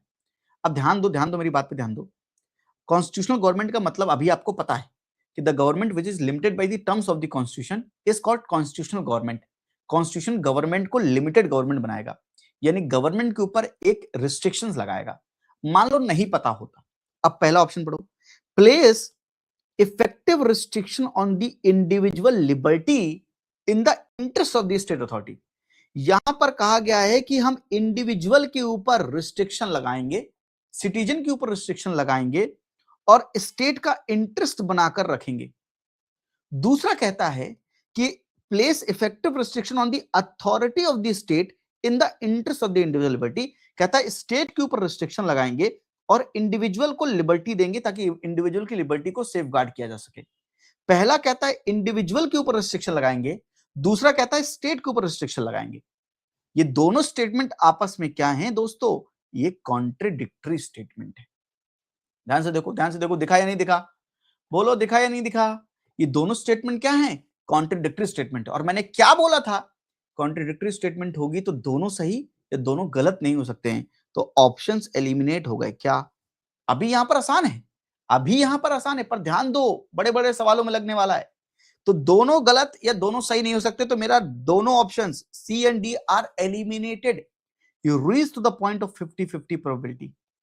Now you need to take out the meaning of this name. Constitutional government, ऐसी गवर्नमेंट जो कॉन्स्टिट्यूशनल हो। और जाहिर सी बात है हम हमेशा स्टेट के ऊपर रिस्ट्रिक्शन लगाते हैं। Fundamental rights are restriction on the state to prevent the liberty of individual. तो स्टेट के ऊपर रिस्ट्रिक्शन लगाते हैं क्योंकि पावरफुल कौन है? स्टेट पावरफुल है। वैसे तो हम सिटीजन सब पावरफुल हैं कहने के लिए, बिल्कुल, but practicality state is powerful. So हो सकता है स्टेट किसी सिटीजन की लिबर्टी को ले ले, तो स्टेट आर्बिट्रेरी कुछ भी काम ना करने लगे, इसलिए स्टेट के ऊपर क्या रिस्ट्रिक्शन जरूरी है। तो इसलिए सेकंड सही हो गया, तो आंसर बी 2 ओनली हो गया। हाँ या ना भाई? हाँ या ना? Constitutional government. पहले हम सी और डी को उड़ाएंगे क्योंकि ये दोनों कॉन्ट्रडिक्टरी स्टेटमेंट है। देखो मैं आपको स्टेप समझा रहा हूं, किसी भी सवाल को करने का स्टेप क्या है। दोनों स्टेटमेंट, अरे यार ये सवाल मैं तुरंत कह के निकल जाता, क्या फर्क पड़ता मुझे कोई फर्क नहीं पड़ता। आप कहते आपको आ गया, अरे हाँ मजा आ गया सर, क्या गजब, ये सवाल तो हमें आता था। सवाल आपको आता था ये नहीं सिखाना मुझको। ये थोड़ी सिखाने निकला हूं मैं कि सवाल का जवाब ये है। पीवाईक्यू एनालिसिस का मतलब है कि सवाल के जवाब बता दो और सवाल के जो ऑप्शंस हैं उनका डिस्कशन कर लो। ये पीवाईक्यू एनालिसिस के नाम पर आज थू बेटे। वैसा नहीं। पीवाईक्यू एनालिसिस का रियल मतलब क्या है? You understand the basic underline concept of making questions. Why UPSC is making such question, why they are giving you hint कि देखो कॉन्ट्रडिक्टरी है। अभी तो एकदम क्लियर दिख रहा है, बहुत से क्वेश्चन में क्लियरली नहीं दिखता, उनकी जो स्टेटमेंट का मीनिंग होता है वो कॉन्ट्रडिक्टरी होता है। आगे चल के हम समझेंगे। 2014 का ये क्वेश्चन यूपीएससी ने 2020 में रिपीट किया, वन लाइनर के फॉर्म में पूछा, constitutional government by definition is what? Government by legislature, popular government, multi party government, limited government. बोलो जवाब। जवाब अब इसका जवाब दे दो, इसमें कुछ सिखाने लायक है नहीं। सिखाने लायक क्या था? वन लाइनर है। सिखाने लायक क्या था? कि पीवाईक्यू रिपीट होते हैं, ये तो आप जानते हैं अब तो। आंसर क्या है? Limited government. Limited government. 2020 का ये सवाल देखिए और 2021 का ये सवाल देखिए दोस्तों, ये सवाल देखिए। Constitutional government means exact repetition, constitutional government by definition 2021 अगले ही साल पूछता है। बताओ ये दो नंबर फ्री के नहीं है तो फिर कौन से हैं? 2025 के प्री में 25 क्वेश्चन यूपीएससी ने रिपीट किए हैं। मैं आपको बताऊंगा कौन से रिपीट किए। यूपीएससी प्री 2025 में 25 क्वेश्चंस आर रिपीटेड क्वेश्चन। ये तो थीम रिपीटेड है, तो टॉपिक रिपीटेड है पूरा का पूरा। Constitutional government, representative government of a nation with federal structure, government whose head enjoys the nominal power, government whose head enjoys the real power, government limited by the terms of the constitution. Government limited by the terms of the constitution. अब आप बात समझिए जो मैं आपको समझाने वाला हूं यहां पर, क्योंकि आपने 2021 में पढ़ रखा है limited government, UPSC previous year question repeat कर रहा है, तो आपको पता है limited by the terms of the constitution, ये आंसर है। पर हमने एक चीज सीखी थी B3 कि क्लोजर स्टेटमेंट होगा तो आंसर वहीं छुपा होगा, क्लोजर स्टेटमेंट होगा तो आंसर वहीं छुपा होगा, ये हमने पढ़ा था। पर B3 यहां पर तो फेल हो गया, यहां पे B3 तो फेल हो गया। इसलिए दोस्तों मैं आपको एक चीज समझाना चाहता हूं, सबसे पहले ब्रह्मास्त्र की एक्यूरेसी 60 to 70% हमने पहली क्लास में सीखा था कि 10 में से 7 सवाल 6-7 सवाल सही होंगे, 2-3 सवाल गलत होंगे। पहले तो ये बात मैंने आपको डिस्क्लेमर दिया था। देखो ये अपनी कमियां जो है मैं आपको खुद निकाल के बता रहा हूं कि भाई आपने अगर ये ऑब्जर्व किया नहीं किया, मैं खुद आपको बोल रहा हूं कि देखो यहां पर B3 नहीं लग रहा। चाहता तो मैं आगे निकल जाता, पर मैं निकल नहीं चाहता, मैं आपको यहां पर समझाना चाहता हूं कि B3 लगाने के बाद भी B3 यहां पर फेल हो गया। तो पहले तो मैंने आपको यह बोल रखा है कि ब्रह्मास्त्र की एक्यूरेसी 60 to 70% है, और उसी के हिसाब से हमने 120 मार्क्स किसी भी हालत में 110 मार्क्स देखे थे, कैसे आए थे, गलत होने के बाद भी कैसे मार्क्स आए थे, ये हमने पहले ही कर चुके हैं हम ये बात। दूसरी चीज मैं आपको हमेशा एक सजेशन देना चाहूंगा, सजेशन नहीं, ये मैंडेटरी है आप सबके लिए, कि सबसे पहले किसी भी क्वेश्चन में आपके पास जो नॉलेज है, व्हाट यू नो, जो आपकी नॉलेज है, स्टेप नंबर 1 सबसे पहले नॉलेज लगाएंगे। नॉलेज से अगर ना हो तब ब्रह्मास्त्र लगाएंगे, नॉलेज से ना हो तो step number 2 is to apply brahmastra. Knowledge is always our foundation, बिना नॉलेज के कोई बात नहीं, नॉलेज के ऊपर, नॉलेज से सवाल ना निकल के आए तब ब्रह्मास्त्र लगाइए। जब आप नॉलेज के बाद ब्रह्मास्त्र लगाएंगे तो आप चैंपियन बनेंगे। That's our formula called KBC. Knowledge ब्रह्मास्त्र लगाएंगे तो चैंपियन बनेंगे। केबीसी याद रखोगे, अब आप केबीसी याद रखोगे, knowledge then brahmastra becomes the champion. Yes, तो अगर B3 यहां फेल हो रहा है तो पहले हमको नॉलेज लगानी थी। ये तो PYQ का रिपीटिशन है। आई होप यहां पर आप ये बात समझें और आपको ये बातें समझ में आ रही हैं और आप इनको लिखते चल रहे हैं। तो हमने क्या देखा, 2014 में एक सवाल कॉन्स्टिट्यूशनल गवर्नमेंट, 2020 में कॉन्स्टिट्यूशनल गवर्नमेंट, 2021 में कॉन्स्टिट्यूशनल गवर्नमेंट, एंड 2023 में most difficult year of UPSC. CSAT में भी मैं यही बोलता हूं, 2023 के सवाल हम करते हैं सीसेट में, चुटकियों में करते हैं, कहते बड़ा डिफिकल्ट है। अरे हमको उतने सवाल जो डिफिकल्ट है वो करने नहीं, जो हमको करने हैं वो बहुत इजी है, पर हम सबको करने जाते हैं ना सीसेट में, तभी तो फेल हो रहे हैं ना। इसलिए सीसेट के कोर्स में वो पढ़ा रहा हूं जो सीसेट में करना चाहिए आपको। मेरी मजबूरी है कि मैं सीसेट का कोर्स पढ़ा रहा हूं। मैं नॉर्मली पढ़ाता नहीं, मैं इकोनॉमी को ही पढ़ाता, पर मैं सीसेट इस बार मैंने इसलिए लॉन्च किया है क्योंकि मैंने देखा सब परेशान हो रहे हैं सीसेट में, और लोगों की इस परेशानी का लोग फायदा उठा रहे हैं। 12-12 हजार 10-10 हजार रुपए में कोर्स, और जो सस्ते कोर्स है उन्होंने सस्ते नशे करके बना रखे हैं। सस्ते कोर्स 500 वाले कोर्स है, 900 वाले कोर्स है, वो सस्ते नशे करके बना रहे हैं। इतना पढ़ा देते कि बच्चा खुद भूल जाता है कि कौन सा टाइप हमने पढ़ा था, क्या टाइप इंपॉर्टेंट है। Which one of the following statement best reflect the chief purpose of constitution? Constitution का मेन काम क्या है, 2023 का सवाल। It determines the objective for the making of the necessary laws. It enables the creation of political office and government. It defines and limits the power of the government. It secures social justice, social equality and social security. By the way, ये सारे option सही हैं। UPSC सारे option सही बनाता है कभी कभी। भाई चीफ पर्पस यूपीएससी कॉन्स्टिट्यूशन का ये भी तो है कि भाई objective for making necessary laws, क्यों बनाने हैं आपको लॉज, क्या आपको मीट करना है। डीपीएसपी क्या है, डीपीएसपी यही ऑब्जेक्टिव है। What are DPSPs? Basically DPSPs are the objective for making necessary laws.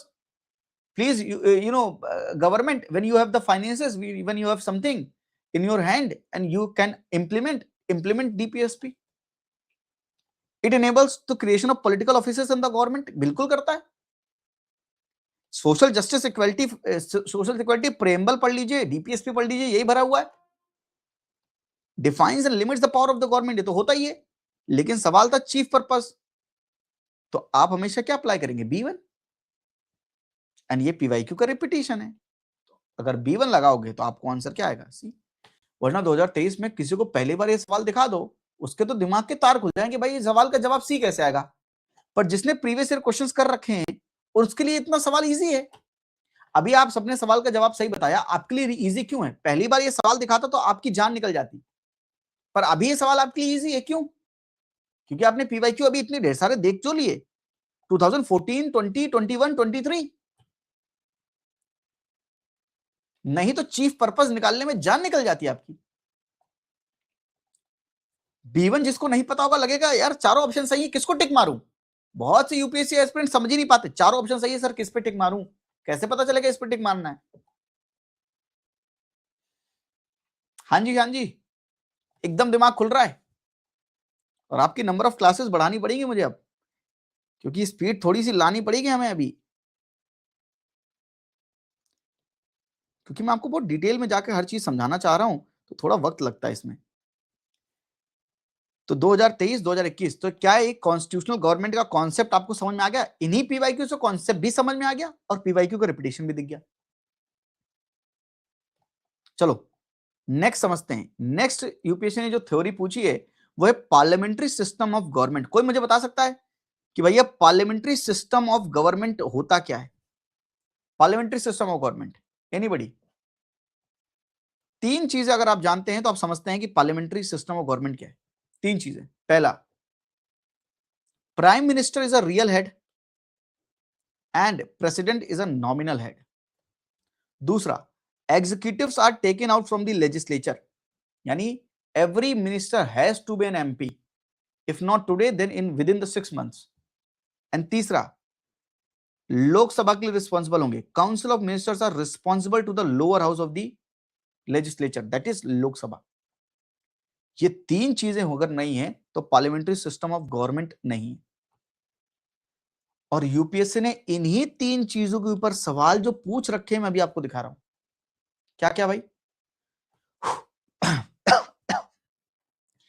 Prime minister is the real head and president is a nominal head, पहला फीचर। दूसरा feature, executives are taken out from the legislature. तीसरा feature, council of ministers are responsible towards the local lower house, that is Lok Sabha. Very important thing to remember, council of ministers are responsible towards local sabha, Lok Sabha, not Lok Sabha. Vice versa is not true.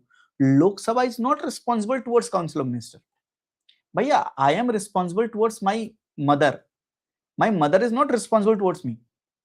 मैं जो करूंगा मेरी accountability mummy को बतानी पड़ेगी। Mummy कहेगी गलत है, मैं मानना पड़ेगा मुझे।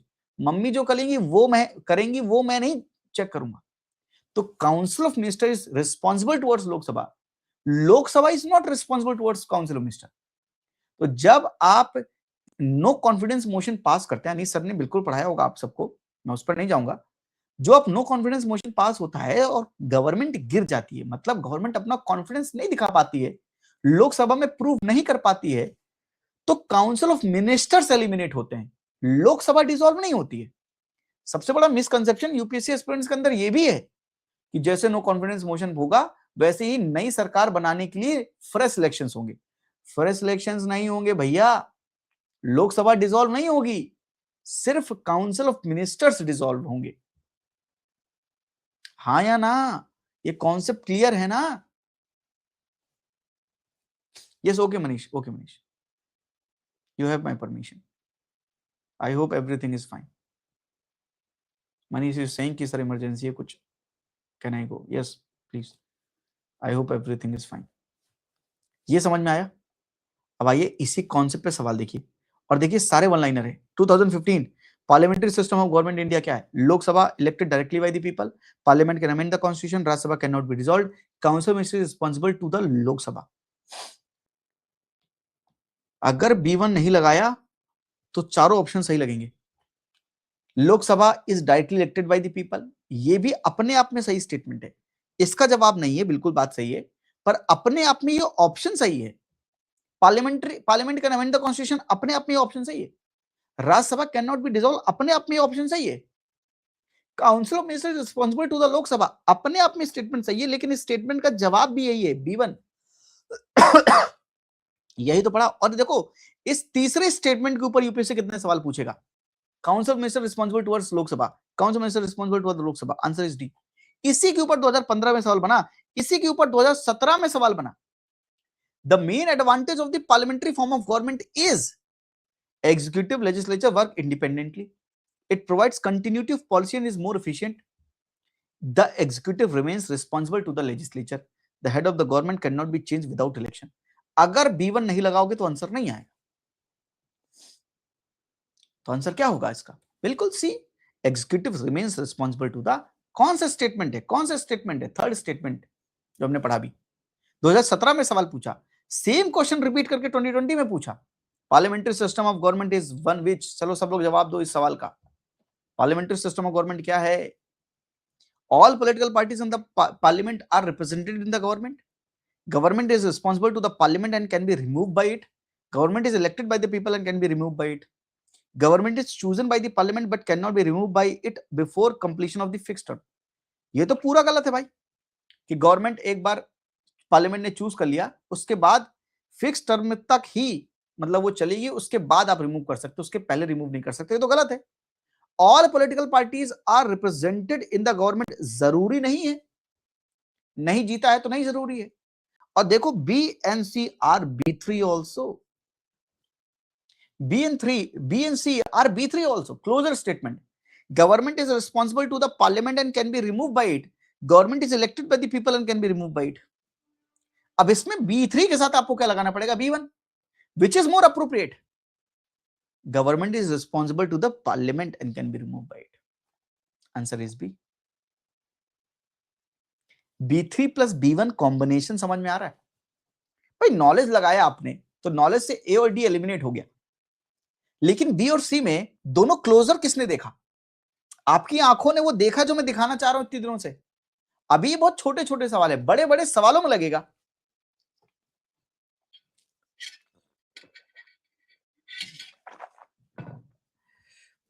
हाँ या ना भाई, जल्दी बोल दो। तो देखो पार्लियामेंट्री फॉर्म ऑफ गवर्नमेंट के ऊपर कितने सवाल पूछे, ये आना चाहिए आपको। नेक्स्ट आइए यूपीएससी के सबसे अच्छे क्वेश्चन फेडरलिज्म के ऊपर सवाल पूछते हैं। What is federal character? Federal character का मतलब क्या है? कोई बता सकता है कमेंट सेक्शन में? फेडरलिज्म का मतलब क्या है? एक लाइन में बोल दो मुझे, फेडरलिज्म का मतलब क्या है? Federalism it is separation of power और डिवीजन ऑफ पावर। बोलो क्या है? सेपरेशन ऑफ पावर है, डिवीजन ऑफ पावर है? चलो ऑप्शन दे दिया मैंने, बताओ। मैं तुम्हारी पॉलिटी की नॉलेज भी चेक हो जाएगी, रिकॉल भी हो जाएगा, रिवाइज भी हो जाएगा।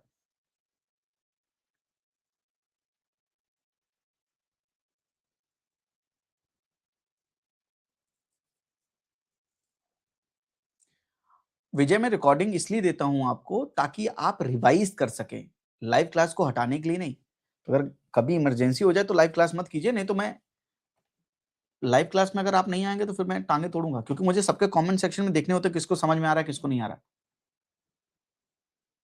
It's about division of power, it's about the centre and state के बीच में आपने कैसे पावर डिवाइड किए। फेडरल कैरेक्टर, फेडरलिज्म, फेडरलिज्म का मतलब power is divided between centre and state. अच्छा, अगर पावर डिवाइड करो, मेरा एक सवाल है आपसे, फेडरलिज्म का ये कैरेक्टर अगर किसी भी कॉन्स्टिट्यूशन में या किसी भी कंट्री में, सुनना मेरी बात, एक बहुत प्यारा सवाल पूछ रहा हूं, किसी भी कंट्री में अगर फेडरलिज्म है तो क्या उसका कॉन्स्टिट्यूशन, क्या वहां पर रिटन कॉन्स्टिट्यूशन होगा या नॉन रिटन होगा? कई जगह ऐसी हैं देश दुनिया में जहां पे कंट्रीज में कोई कॉन्स्टिट्यूशन लिखा हुआ नहीं है, it's unwritten constitution, unwritten constitution, more appropriate word is unwritten constitution. अगर फेडरल कैरेक्टर है तो रिटन कॉन्स्टिट्यूशन होना चाहिए या unwritten constitution?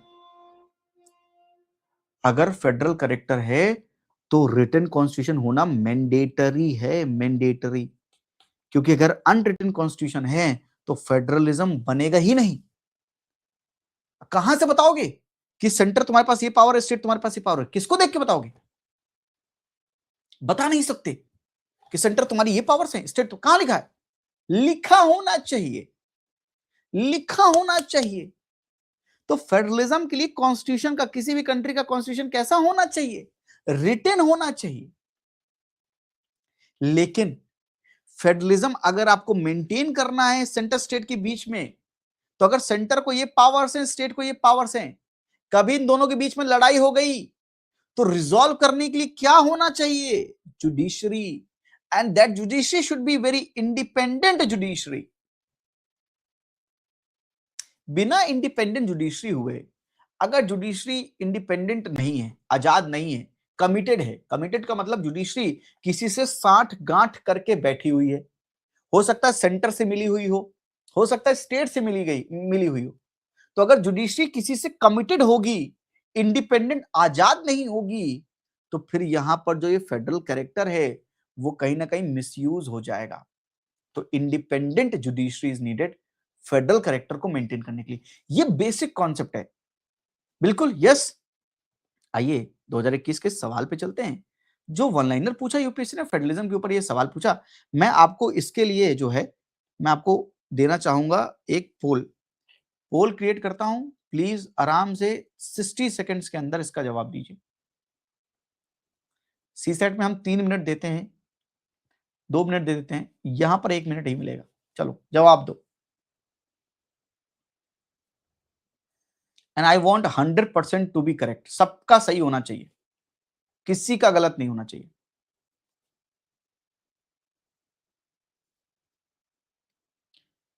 Which one of the following in Indian polity is an essential feature?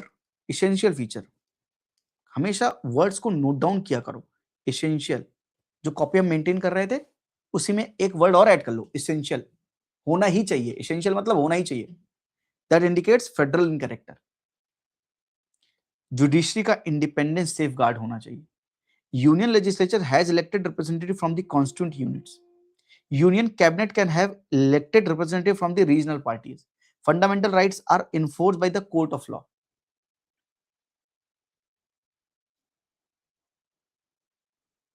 तो मतलब ये तीनों ऑप्शन गलत हैं। अगर इंडिपेंडेंस ऑफ जुडिशरी नहीं हुआ तो फेडरल नहीं हो सकता।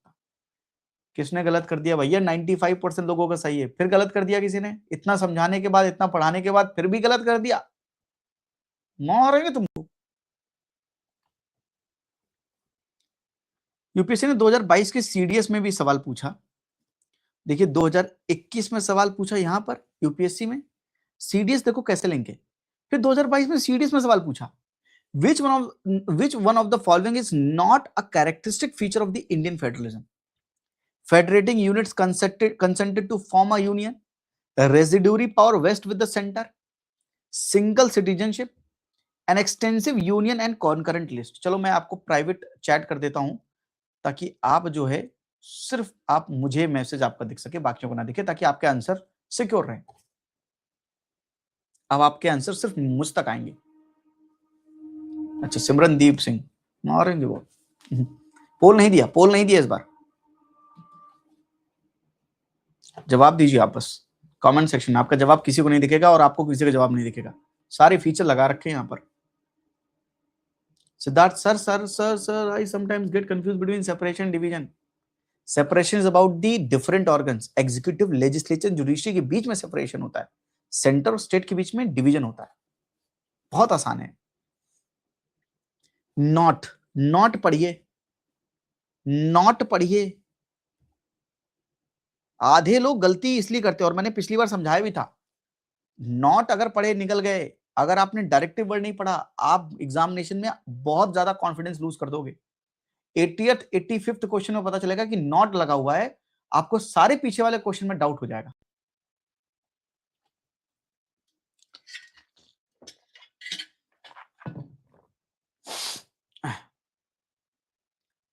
इंडियन फेडरलिज्म का कैरेक्टर नहीं है। अरे कौन सा कैरेक्टर नहीं होगा? बोलो भैया आंसर क्या है? Not of characteristics feature of the Indian federalism. Indian federalism का कौन सा कैरेक्टरिस्टिक्स फीचर नहीं है। Answer is A, federating unit consented to form a union. हमारी जो स्टेट्स हैं उन्होंने कंसेंट देके नहीं यूनियन फॉर्म किया है, यूनियन ने मार मार के कंसेंट दिलाई है। आपको ये बात समझनी पड़ेगी। तो आंसर इज कौन सा नहीं है, federating unit consented to form a union. Residuary power vest with the centre है, बिल्कुल सेंटर स्टेट के रिलेशन में सेंटर के पास रेसिड्यूरी पावर है, बिल्कुल सही है, सही है। नॉट पूछा है, ये तो फीचर है। सिंगल सिटीजनशिप है हमारे यहाँ पे, बिल्कुल है। Extensive union and concurrent list है, बिल्कुल है। कौन सा फीचर नहीं है, सब कंसेंट दे के नहीं आई थी। और देखो ये सीडीएस का सवाल है, फिर भी आपने गलत किया। कमिंग टुगेदर फेडरलिज्म यूएसए का कॉन्सेप्ट है, हमारे यहाँ का नहीं है। चलो ये सवाल देखो, सीडीएस 2021 का, federation of which one of the following state has been described as an indestructible union of indestructible state. ना स्टेट को तोड़ा जा सकता है, ना यूनियन को तोड़ा जा सकता है। और ये सब आप लक्ष्मीकांत में पढ़ते होंगे, ये सब लैंग्वेजेस। चलो इसका जवाब भी मुझे दे दो अभी।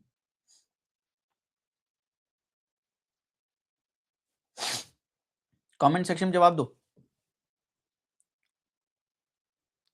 इंडिया का कैसा है, आप स्टेट को तोड़ सकते हो, आर्टिकल 1 to 4 में हमने यही तो पढ़ा था, स्टेट को तोड़ सकते हैं पर यूनियन को तोड़ नहीं सकते हैं। लेकिन जहां पर स्टेट को भी ना तोड़ पाए, यूनियन को भी ना तोड़ पाए, वो कैसा है, बिल्कुल आप एकदम सही है इस बार। Answer is USA, answer is USA. आओ इस सवाल पे आप, 2017 का ये सवाल है, विच one of the following is not a feature of Indian federalism. Not a feature, there is an independent judiciary in India, powers have been clearly divided between center and the states, federating unit have been given unequal representation in the Rajya Sabha, it is a result of the agreement among the federating units। क्या जवाब है इसका? अब मैं कुछ दिखाना चाहता हूं, मैं पागल थोड़ी हूं, सब लेके आया हूं।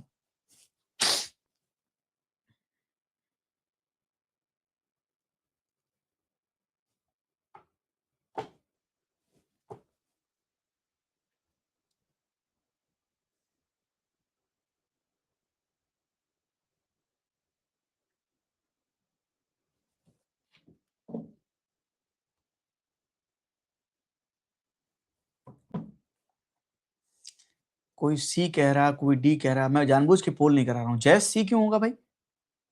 नॉट अ फीचर पूछा है, तो क्या हमारे यहाँ इंडिपेंडेंट जुडिशरी है? क्या ये फीचर है? बिल्कुल है ये फीचर, पहला सही है। सवाल के हिसाब से गलत है।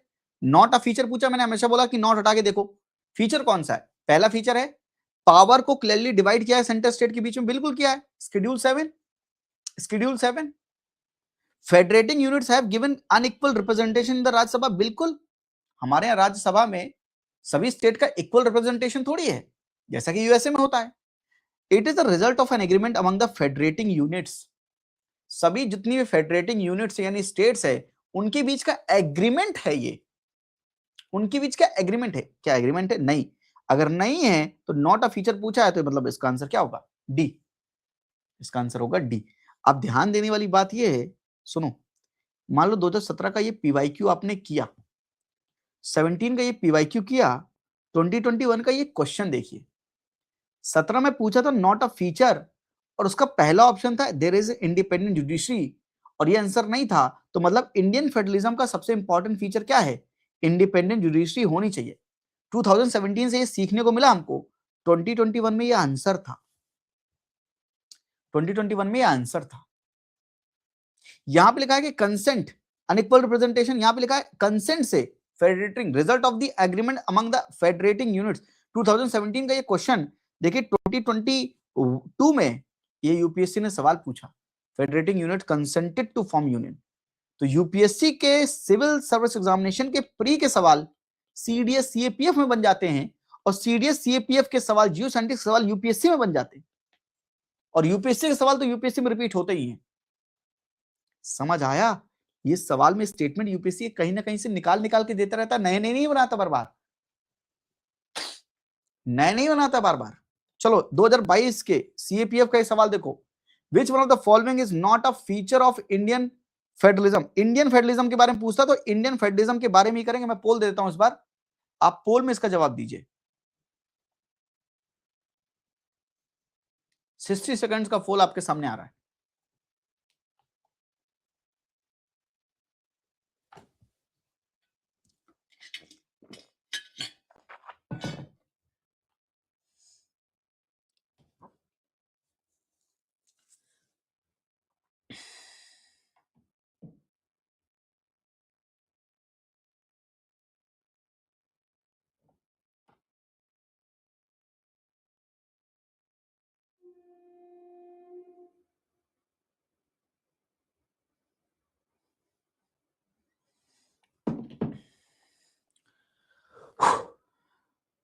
पोल नॉट विजिबल, देखो आ गया होगा।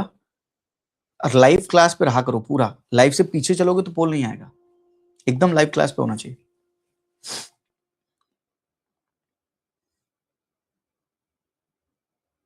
अभी भी 80% लोगों का सही है। मेरी थोड़ी तबीयत खराब हो रही, मुझे अंदर से थोड़ा सा बेचैनी सी लग रही है अभी, जान ज्यादा लगानी पड़ रही लग रहा है।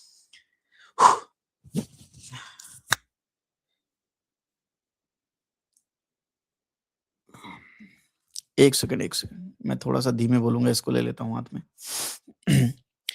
Court can interpret the constitution the powers of the different levels of the government. Indian federalism का फीचर कौन सा नहीं है? तो नहीं छुपा दो, पहले पहले ढूंढते हैं कौन सा है। क्या कोर्ट इंटरप्रेट कर सकते हैं कॉन्स्टिट्यूशन में क्या दिया है? Powers of the different level, different level मतलब सेंटर और स्टेट, डिफरेंट लेवल मतलब सेंटर और स्टेट, ठीक है। Source of the revenue for the union government and the state government, state and centre. Powers between union and the state are specified in the constitution, centre state. ये सब federalism की ही तो बात है, ये सब फेडरलिज्म की बात है। Indian federalism is based on principle of separation of power. नहीं, based on division of power. Separation of power गलत दिया है, इसका मतलब आंसर क्या है? डी, क्योंकि नॉट पूछा था। और मैंने आपको शुरुआत में ही कहा था, शुरुआत में ही मैंने आपको कहा था कि सेपरेशन ऑफ पावर होता है या डिवीजन ऑफ पावर होता है। सेपरेशन ऑफ पावर होता है। कोई नहीं, मैं खींच लूंगा थोड़ा सा, 45 मिनट्स और हैं, मैं खींच लूंगा ताकि आपका नुकसान ना हो।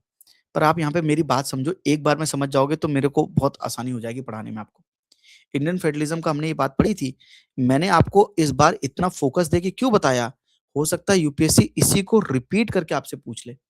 सीएफएफ 2022 का ये सवाल 2026 के प्री में आ जाए और सेपरेशन ऑफ पावर और डिवीजन ऑफ पावर में आपको कंफ्यूज करके यूपीएससी सवाल पूछे। मैंने आपको शुरुआती दिनों में ये भी बताया कि UPSC separation of power, division of power के ऊपर सवाल क्यों पूछ सकता है, क्योंकि उसके पॉलिटी के सवाल खत्म हो रहे हैं, तो थोड़ा अंदर घुस के पूछ सकता है,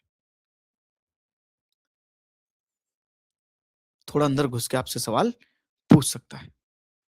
बोलो भाई, क्लियर है क्या? क्लियर है, पक्की बात है। चलो इसको नहीं करेंगे, यहां पर चलते हैं एक नेक्स्ट वाले पे। वन लाइनर है, rights are claims of the state against the citizen, rights are privileges incorporated in the constitution of India, rights are claim of the citizen against the state, rights are a privilege of a few citizen against the many. 2017 का ये सवाल पूछा कौन सा statement correct है, कौन सा ब्रह्मास्त्र use करेंगे भाई? दवे विच ब्रह्मास्त्र टू बी यूज्ड?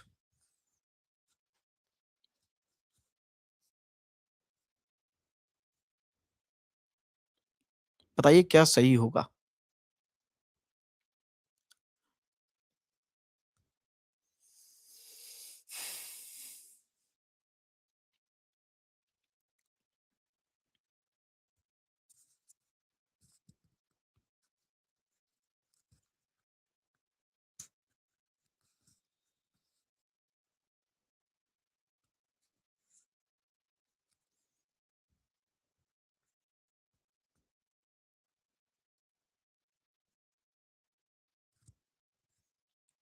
हक मांगना, अपना हक, राइट सर, हक, हक मांगना है तो आपको B3 यूज करना पड़ेगा। लेकिन देखिए B3 में ए और सी भी है और बी और डी भी है, तो A and C are also B3, B and D are also B3। पर राइट्स कोई प्रिविलेज है या राइट्स क्लेम है? अपना अपना हक है, राइट्स क्लेम है। और क्लेम किसका है? सिटीजन का अगेंस्ट स्टेट है या स्टेट का अगेंस्ट सिटीजन है? मतलब ए और सी कॉन्ट्रिडिक्टरी भी हैं, क्लोजर स्टेटमेंट भी हैं, और साथ में B7 भी हैं, कॉन्ट्रिडिक्टरी स्टेटमेंट भी हैं. B and D are closure statement also, but rights are privileges जो कि कॉन्स्टिट्यूशन ऑफ ए स्टेट में दिया है, या rights of a privilege of few citizen against the many. तो बी एंड डी ये क्लोज हैं, लेकिन ए और सी ज्यादा क्लोज है. पहली बात तो हमको बी और डी हटाना पड़ेगा क्योंकि प्रिविलेज नहीं, ये तो क्लेम होता है. अब आपको समझ में आ गया, ए और सी B3 भी है और B7 भी है, यानी एक सही होगा. तो इसमें से सही कौन होगा? ये किसका क्लेम है? सिटीजन का क्लेम अगेंस्ट द स्टेट. तो आंसर क्या हो गया? Answer C. फिर अगला यूपीएससी ने 2017 में ये राइट्स के ऊपर सवाल पूछा, तो एक सवाल राइट्स और ड्यूटीज के ऊपर पूछ लिया कि भाई फंडामेंटल राइट्स और फंडामेंटल ड्यूटीज होती हैं, तो राइट्स और ड्यूटीज के बीच में क्या कोरिलेशन है? रिलेशन क्या? करेक्ट रिलेशन क्या? Rights are correlative with the duties. Rights are personal, hence independent of the society and the duties. Rights, not duties, are important for the advancement of the personality of the citizen. Duties, not rights, are important for the stability of the state. ये चार option है, बताओ क्या सही होगा?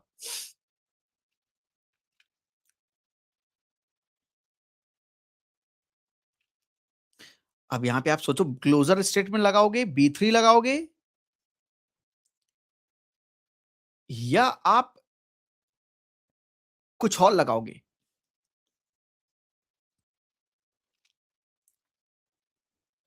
दिमाग लगाओ सब लोग.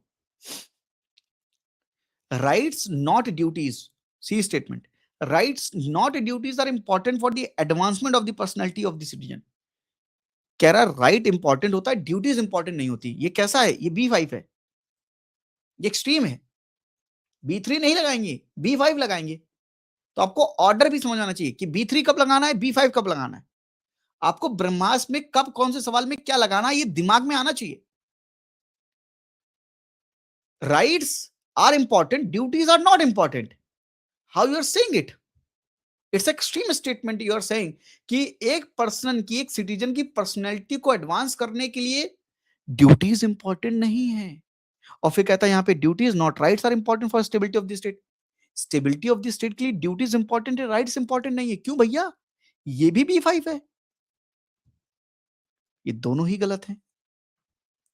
बी कहता है rights are personal, hence independent of the society. क्योंकि राइट्स पर्सनल होते हैं, इसलिए सोसाइटी से इंडिपेंडेंट होते हैं और ड्यूटीज से. ये भी B5 है. तो बचा क्या? Rights are correlative with the duties. Duties and rights are correlative with each other. Correlation है. राइट्स है तो ड्यूटीज भी होती हैं, ड्यूटीज हैं तो राइट्स भी हैं. को रिलेशन है. तो आंसर क्या है? ए. क्या यूपीएससी ने इस फिलॉसफी पे सवाल पूछा, पर क्या ये ब्रह्मास्त्र लगाने से आसान हो जाते हैं? बिल्कुल हो जाते हैं. नेक्स्ट 2020 का ये सवाल देखिए. कहता है कि ब्यूरोक्रेसी का characteristics appropriate, which of the following is characteristics appropriate bureaucracy के लिए. 2020 का ये वन लाइनर है. आप मुझे बताइए ब्रह्मास्त्र कौन सा लगाएंगे? पढ़िए ऑप्शंस, आंसर बताइए, ब्रह्मास्त्र बताइए. सर वॉइस लैग हो रही है, आई होप लैग तो नहीं होना चाहिए. मैं पास में कर लेता हूं.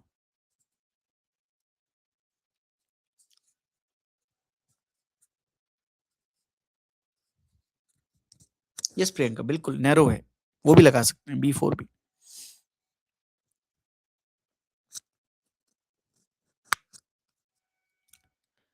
अगर ब्रह्मास्त्र B1 नहीं लगाया तो लटक जाएंगे. ब्यूरोक्रेसी का सबसे अप्रोप्रिएट कैरेक्टरिस्टिक्स क्या है? Agency widening for the scope of parliamentary democracy, ये तो करती है. Agency for strengthening the structure of the federalism, ये भी करते हैं. भाई ब्यूरोक्रेसी से परमानेंट रीढ़ की हड्डी है, तो काम तो करेगी इन सबके लिए. Agency for facilitating political stability and economic growth, करते हैं. पर इन सब के लिए ब्यूरोक्रेसी को क्रिएट नहीं किया गया. ये ब्यूरोक्रेसी का मेन काम नहीं है. ब्यूरोक्रेसी का मेन काम है भैया इंप्लीमेंट करो, जो पब्लिक पॉलिसीज बनती है उनके इंप्लीमेंटेशन का काम है. इंप्लीमेंटेशन का काम है. तो B1 लगाएंगे तो आंसर क्या आएगा? आंसर आएगा D. और इसी तरह से 2017 में एक सवाल पूछा, डेमोक्रेसी का सबसे सुपीरियर वर्चू, डेमोक्रेसी का सुपीरियर वर्चू कहां लाया करता है? The intelligence and the character of the ordinary man and the women, the method for the strengthening executive leadership, superior individual with dynamism and vision, a brand of dedicated party workers. Superior virtue democracy का कहां लाया करता है? To the people, by the people, for the people. किसके लिए है? Democracy का मतलब होता है लोग, लोकतंत्र। आप जब यहां पे किसी को वोट देते हैं तो आपके दिमाग की पावर चेक होती है, आपका इंटेलिजेंस चेक होता है। ऑर्डिनरी मैन का कैरेक्टर और इंटेलिजेंस चेक करता है डेमोक्रेसी। आप किसको सत्ता में लाते हैं, ये आपका कैरेक्टर बताता है। आप वोट के नाम पे बिक जाते हैं, सॉरी कास्ट के नाम पे बिक जाते हैं, मटन के नाम पर, दारू पौवा के नाम पे बिक जाते हैं, या आप एजुकेशन के नाम पे वोट मांगते हैं, लोगों को सिलेक्ट करते हैं। आप हेल्थ के नाम पे सिलेक्ट करते हैं, आप स्टैंडर्ड ऑफ लिविंग के नाम पे सिलेक्ट करते हैं। आप किसके वजह से किसी को वोट देते हैं? Your intelligence, your character. Democracy का सुपीरियर वर्ड जो लाया करता है लोगों के कैरेक्टर इंटेलिजेंस के ऊपर। यस, एग्जीक्यूटिव लीडरशिप को स्ट्रेंथन करने का मेथड नहीं है सुपीरियर इंडिविजुअल डायनेमिज्म विजन बताए, इसका मतलब नहीं मोदी जी नहीं है डेमोक्रेसी का सुपीरियर वर्चू। जिन्होंने मोदी जी बनाया, जिन्होंने मोदी जी को प्राइम मिनिस्टर बनाया, वो उनके इंटेलिजेंस और कैरेक्टर का टेस्ट था democracy. Yes, so this is of the bureaucracy. आइए कुछ और one liner equality and liberty के ऊपर सवाल देखते हैं। One of the implication of the equality in the society is the absence of, अगर इक्वालिटी है तो किसका एब्सेंस होगा? प्रिविलेजेस का, रिस्ट्रेंट्स का, कंपटीशन का, आइडियोलॉजी का। 2017 का बेहतरीन सवाल, इक्वालिटी अगर सोसाइटी में है तो क्या नहीं होगा? इसका आंसर बताइए। चलिए पोल में जब सही टाइम आएगा मैं पोल करवाऊंगा, अभी पोल की रिक्वायरमेंट नहीं, बड़े छोटे सवाल हैं जहां पे सोचना हो थोड़ा, वहां पोल। इक्वालिटी का मतलब है किसी के पास प्रिविलेज नहीं होना चाहिए, एब्सेंस ऑफ प्रिविलेजेस। आप गए किसी मंदिर की लाइन में, आपको आगे लगा दिया गया, दर्शन पहले हो गए और आप पीछे रह गए, तो इक्वालिटी नहीं है, किसी को प्रिविलेज दिया गया। इक्वालिटी का मतलब था सब लाइन से लेकर आए, लग कर आएंगे और मंदिर में दर्शन करेंगे। Absence of privileges is equality. फिर यहां पे पूछा गया which of the following reflect the nicest appropriate relation between law and liberty. Law and liberty के लिए सबसे बेहतर रिलेशनशिप क्या है? अब यहां पे सोचना पड़ेगा आपको, तो मैं आपको टाइम देता हूं और बताएंगे आप पोल में कि क्या इसका सही जवाब होगा।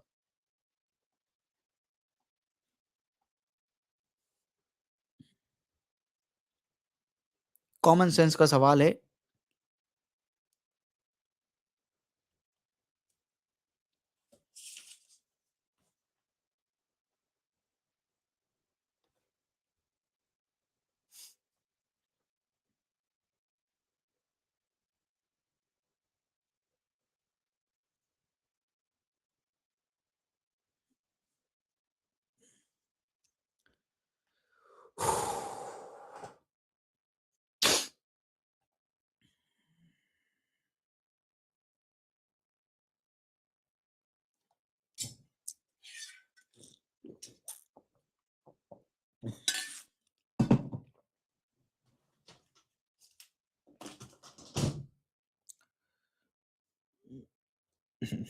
Anish sir explain it with car speed and brake. अच्छा ठीक है।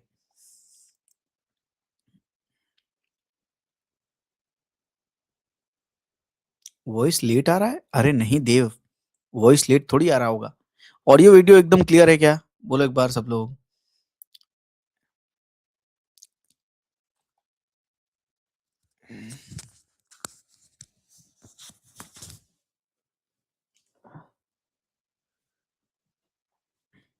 लॉ एंड लिबर्टी, अब पढ़ो सवाल को। There are more laws, there is less liberty. सवाल से पूछो इट इज नेसेसरी, क्या ये जरूरी है कि जहां पर ज्यादा लॉज होंगे वहां पर कम लिबर्टी होगी? हो सकता है ज्यादा लॉज हो तो ज्यादा लिबर्टी हो, ऐसे लॉ बनाया जाए। आप सोचिए ना, यहां पर इनहेरेंट क्या है, आपको आपको समझना है। अगर ज्यादा लॉ, अच्छे लॉ बनाया जाए, देर आर गुड लॉज, तो आपकी लिबर्टी को बढ़ाएंगे ना। तो ये जरूरी नहीं है, इट इज नॉट नेसेसरी, तो पहला गलत है। तीसरा पढ़िए, if there is a liberty law have to be made by the people. अगर लिबर्टी है तो लोग कानून बनाएंगे। Made by, have to be मतलब नेसेसरी है ये, तो जरूरी नहीं है अगर लोग कानून बनाएं तो ज्यादा अच्छी लिबर्टी होगी, ये जरूरी नहीं है, तो मतलब ये भी गलत है। It is not necessary. If law change too often liberty is in danger, it is not necessary. अगर जल्दी जल्दी लॉ चेंज कर रहे हैं, हो सकता है लॉ खराब हो, उनको अच्छा कर रहे हो तो लिबर्टी अच्छी हो जाए, लिबर्टी डेंजर में ना हो। Is it a possibility? Yes, there is a possibility. मतलब क्या बचा? If there are no laws there is no liberty, ये पक्का है। अगर कोई लॉ नहीं होगा तो लिबर्टी नहीं होगी, ये ज्यादा अप्रोप्रिएट है। B1, if there are no laws there will be no liberty. अगर क्लास में एक टीचर कोई रूल सेट ना करे कि भाई आप हैंड रेस करके सवाल पूछोगे and there are no laws, तो there will be no liberty. कोई किसी को बोलने नहीं देगा। तो आंसर क्या होगा? आंसर होगा B, if there are no laws there will be no liberty. No laws, no liberty. एक सवाल और देखिए, in the context of polity which of the following would you accept as the most appropriate definition of liberty? Liberty की सबसे appropriate definition क्या है? B1, मतलब B1 खुद ही लिखकर पूछता है कि मोस्ट अप्रोप्रिएट डेफिनेशन क्या है लिबर्टी की? Protection against the tyranny of the political rulers, absence of restraint, opportunity to do whatever one's like, opportunity to develop oneself fully. ब्रह्मास्त्र कौन सा लगाएंगे? B1 तो लगाएंगे, और कौन सा ब्रह्मास्त्र लगा सकते हैं?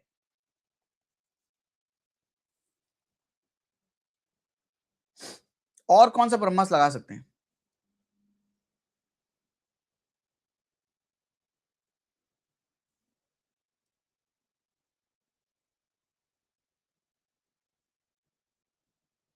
प्रियांश कह रहा है सर B3। हादसा B3, B3, B3, B3, correct B3। अगर आप देखें तो opportunity to do oneself whatever one's like, opportunity to develop oneself fully, this is what B3 closer statement. तो आंसर ए और B में नहीं होगा, और होना भी नहीं चाहिए। लिबर्टी का मतलब एब्सेंस ऑफ रिस्ट्रेन थोड़ी है कि कोई आपको रोकेगा नहीं तो लिबर्टी है। फिर तो अगर कोई आपको रोकेगा नहीं तो आप कुछ भी कर सकते हो। भाई मैं आपको कह दूं कि आपके पास कोई रुकावट नहीं, कोई रिस्ट्रेंट नहीं है, तो आप तो मेरी जान ले लो, और अगर आप मेरी जान ले लोगे तो मेरी लिबर्टी कहां होगी? तो एब्सेंस ऑफ रिस्ट्रेंट नहीं है, it is not the protection against the tyranny of the political ruler. जाहिर सी बात है। Opportunity to do whatever one's like, जो मेरी मर्जी हो वो करने का मन हो जाए, लिबर्टी। तो मेरा मर्जी है कि मैं आप सबका गला घोट दूं, तो क्या आपकी लिबर्टी रह गई? नहीं। लेकिन अपॉर्चुनिटी टू डेवलप वन से फुली, मैं अपने आप को डेवलप कर सकता हूं पूरी तरह से, ये लिबर्टी का अप्रोप्रिएट मीनिंग हो सकता है। तो आंसर इज डी। तो B3 लगाया तो आंसर पता चला सी और डी में होगा, लेकिन सी क्यों नहीं हो सकता? क्योंकि सी B5 है। दिखा B5 किसी को? Opportunity to do whatever one's like, जो मेरी मर्जी करने का मुझे अधिकार, मेरी लिबर्टी है, तो मैं तो आपके अधिकारों की जान ले लूंगा, मैं सबसे पहले आपका गला दबाऊंगा।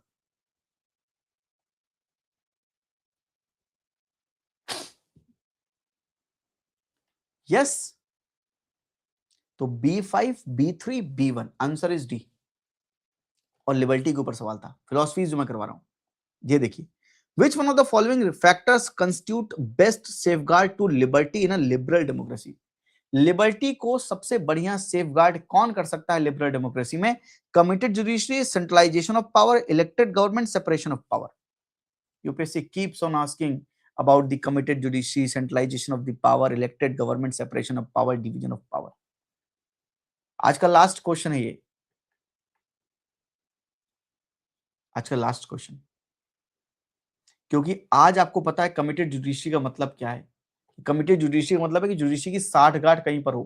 पर एग्जामिनेशन हॉल में जब ये सवाल आया तो लोगों ने कमिटेड जुडिशरी का मतलब समझा कि अपने काम के प्रति कमिटेड हो, committed towards the work of the judiciary. Committed judiciary का मतलब ये नहीं है कि वर्क के लिए कमिटेड हो, कमिटेड का मतलब है किसी से कमिटेड हो। तो अगर लिबर्टी को सेफगार्ड करना है तो कमिटेड जुडिशरी होगा, तो सेफगार्ड नहीं होगा। और यूपीएससी सबसे पहले ऐसे ऑप्शंस को पहले रखता है जहां पर जो आपको आंसर लगे आप टिक मार दो और आप गलती कर दो। एक ब्रह्मास्त्र आप लिखिए, ब्रह्मास्त्र नंबर 6 लिखिए, प्लीज इसको write down. Brahmastra number 6, whenever option A looks like the answer in the first instance, please hold, read question again, attempt again. There is a high probability of doing error in these type of question. मैं ऐसा नहीं कह रहा हूं कि answer A हो नहीं सकता, लेकिन मैं कह रहा हूं जब जब आपको लगे आंसर ए हो रहा है तब तक दोबारा पढ़िए सवाल को। ये एक सेफगार्ड है, आपके आंसर सही हो जाए, गलत ना हो, आप मिस्टेक ना करो। ब्रह्मास्त्र 6 is a insurance for your mistakes, कि आप मिस्टेक्स ना करें।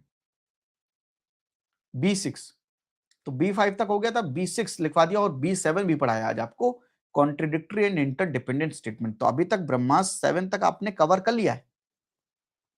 Whenever option A looks like an answer in the first chance, please hold. Hold करने का मतलब ये नहीं कि मैं ये कह रहा हूं गलत है, ये नहीं कह रहा हूं मैं कह रहा हूं होल्ड कीजिए, दोबारा सवाल रीड कीजिए, हो सकता है एक ही आंसर हो, ए ही आंसर हो, पर दोबारा आप जब करेंगे तो आप कॉन्शियसली सही ढंग से ऑप्शन चूज करेंगे, आप गलती नहीं करेंगे। नहीं तो पहली बार में अगर आप टिक मार के निकल जाएंगे आगे तो ये सवाल आपका गलत हो जाएगा। लिबर्टी को अगर सेफगार्ड करना है तो कमिटेड जुडिशरी नहीं चाहिए आपको। सेंट्रलाइजेशन ऑफ पावर होगा, पावर एक ही जगह पर सेंट्रलाइज्ड होगी तो लिबर्टी नहीं आएगी उतनी। इलेक्टेड गवर्नमेंट का मतलब ये नहीं कि लिबर्टी का सेफगार्ड होगा, पर अगर सेपरेशन ऑफ पावर होगा, अगर एग्जीक्यूटिव लेजिस्लेचर के ऊपर, जुडिशरी के ऊपर सेपरेट पावर होगी, तब हो सकता है लिबरल डेमोक्रेसी में लिबर्टी अच्छे से सेफगार्ड हो जाए। तो separation of power is much more appropriate answer, B1 लगेगा, आंसर डी होगा, separation of power. Understood till here? Understood till here? Yes. तो कंक्लूजन क्या है? Please do focus on the philosophies, go in depth while understanding this philosophy. हो सकता है UPSC इस बार आपसे फिलॉसफीज में सवाल पूछे, क्योंकि 2017 में बहुत ढेर सारे सवाल फिलॉसफीज के आपने देखे। अभी हो सकता है 27 की जगह पर 26 से इन्हीं फिलॉसफीज के ऊपर आपको सवाल यूपीएससी पूछ ले। तो take out this learning from this exercise जो आपने अभी तक किया, कि 2026 में फिलॉसफी से सवाल बन सकता है। और कैसे हमने ब्रह्मास्त्र नंबर 7 तक हमने पढ़ा, B1 से लेकर B7, और कैसे B1 से B7 हमने यूज किया, B1 B3 B7 कभी कॉम्बिनेशन में यूज किए, कभी B5 B4 को कॉम्बिनेशन में यूज किया, कभी B3 B5 कॉम्बिनेशन में यूज किया। हमने कॉम्बिनेशन में ब्रह्मास्त्र यूज करने सीखे। प्रद्युम्ना, कमिटेड जुडिशरी का मतलब होता है not committed towards it's work, committed towards somebody. हो सकता है सेंटर से, एग्जीक्यूटिव से कनेक्टेड हो, एग्जीक्यूटिव से कमिटेड हो। तो अगर सेंटर से कमिटेड है या एग्जीक्यूटिव से कमिटेड है तो आपकी लिबर्टी कैसे सेफगार्ड होगी? गवर्नमेंट आपका कुछ गलत करे आपके साथ, आप सुप्रीम कोर्ट में जाओ, सुप्रीम कोर्ट का स्टेट सही है और आपको आपका साथ ना दे, जानबूझ के स्टेट का साथ दे, तो लिबर्टी कहां आपकी इंश्योर होगी? कमिटेड नहीं, judiciary should be independent, committed नहीं होनी चाहिए, इंडिपेंडेंट होनी चाहिए। हाँ प्रतीक, इसलिए मैंने बोला, अपनी ड्यूटी के बारे में सोचा, इसलिए मैंने रिपीट करके आपको समझाया। ठीक है? हाँ, एप्लीकेशन के बारे में पूछ सकता है इन्हीं फिलॉसफीज के, या सेपरेशन ऑफ पावर, जैसा मैंने आपको कई बार बोल दिया, अब तो आपको दिमाग खुल जाना चाहिए। Separation of power, division of power के ऊपर सवाल बन सकता है। जैसे कुछ सवाल मैंने बनाकर आपको दिए थे, वैसे सवाल बन सकते हैं आपके लिए डिवीजन ऑफ पावर और सेपरेशन ऑफ पावर की तरफ से। अगर ऐसे सवाल बन जाएंगे तो भी आपको करना पड़ेगा, तो याद रखिए। तो आज के लिए इतना ही। आई होप 9:40 हो रहा है, 20 मिनट मैंने कम पढ़ाया है, मैं 20 मिनट किसी दिन कंपनसेट कर दूंगा। आइए नॉन एकेडमिक सेशन में आपका ले लेता हूँ। कुछ डाउट्स हो आपके नॉन एकेडमिक तो मैं आपको टेलीग्राम पे लिंक भेज देता हूँ जूम की। नॉन एकेडमिक सेशन आप कर लेते हैं, आपके कोई भी डाउट्स मैं रिजॉल्व कर देता हूँ, और अगली बार जो होगा एकेडमिक में 20 मिनट्स आपका ज्यादा लेके कवर करवा दूंगा, क्योंकि मेरे अंदर थोड़ी सी जान आज कम है, due to I have not कुछ खाया नहीं है, इस वजह से। ठीक है? तो I hope it's okay with you, it's fine with you. आवाज नहीं निकल रही है तो प्लीज, है ना?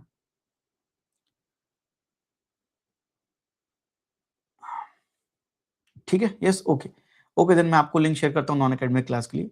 आज के लिए इतना ही, ये एकेडमिक क्लास के लिए थैंक यू, नमस्ते, जय हिंद, please take care, thank you.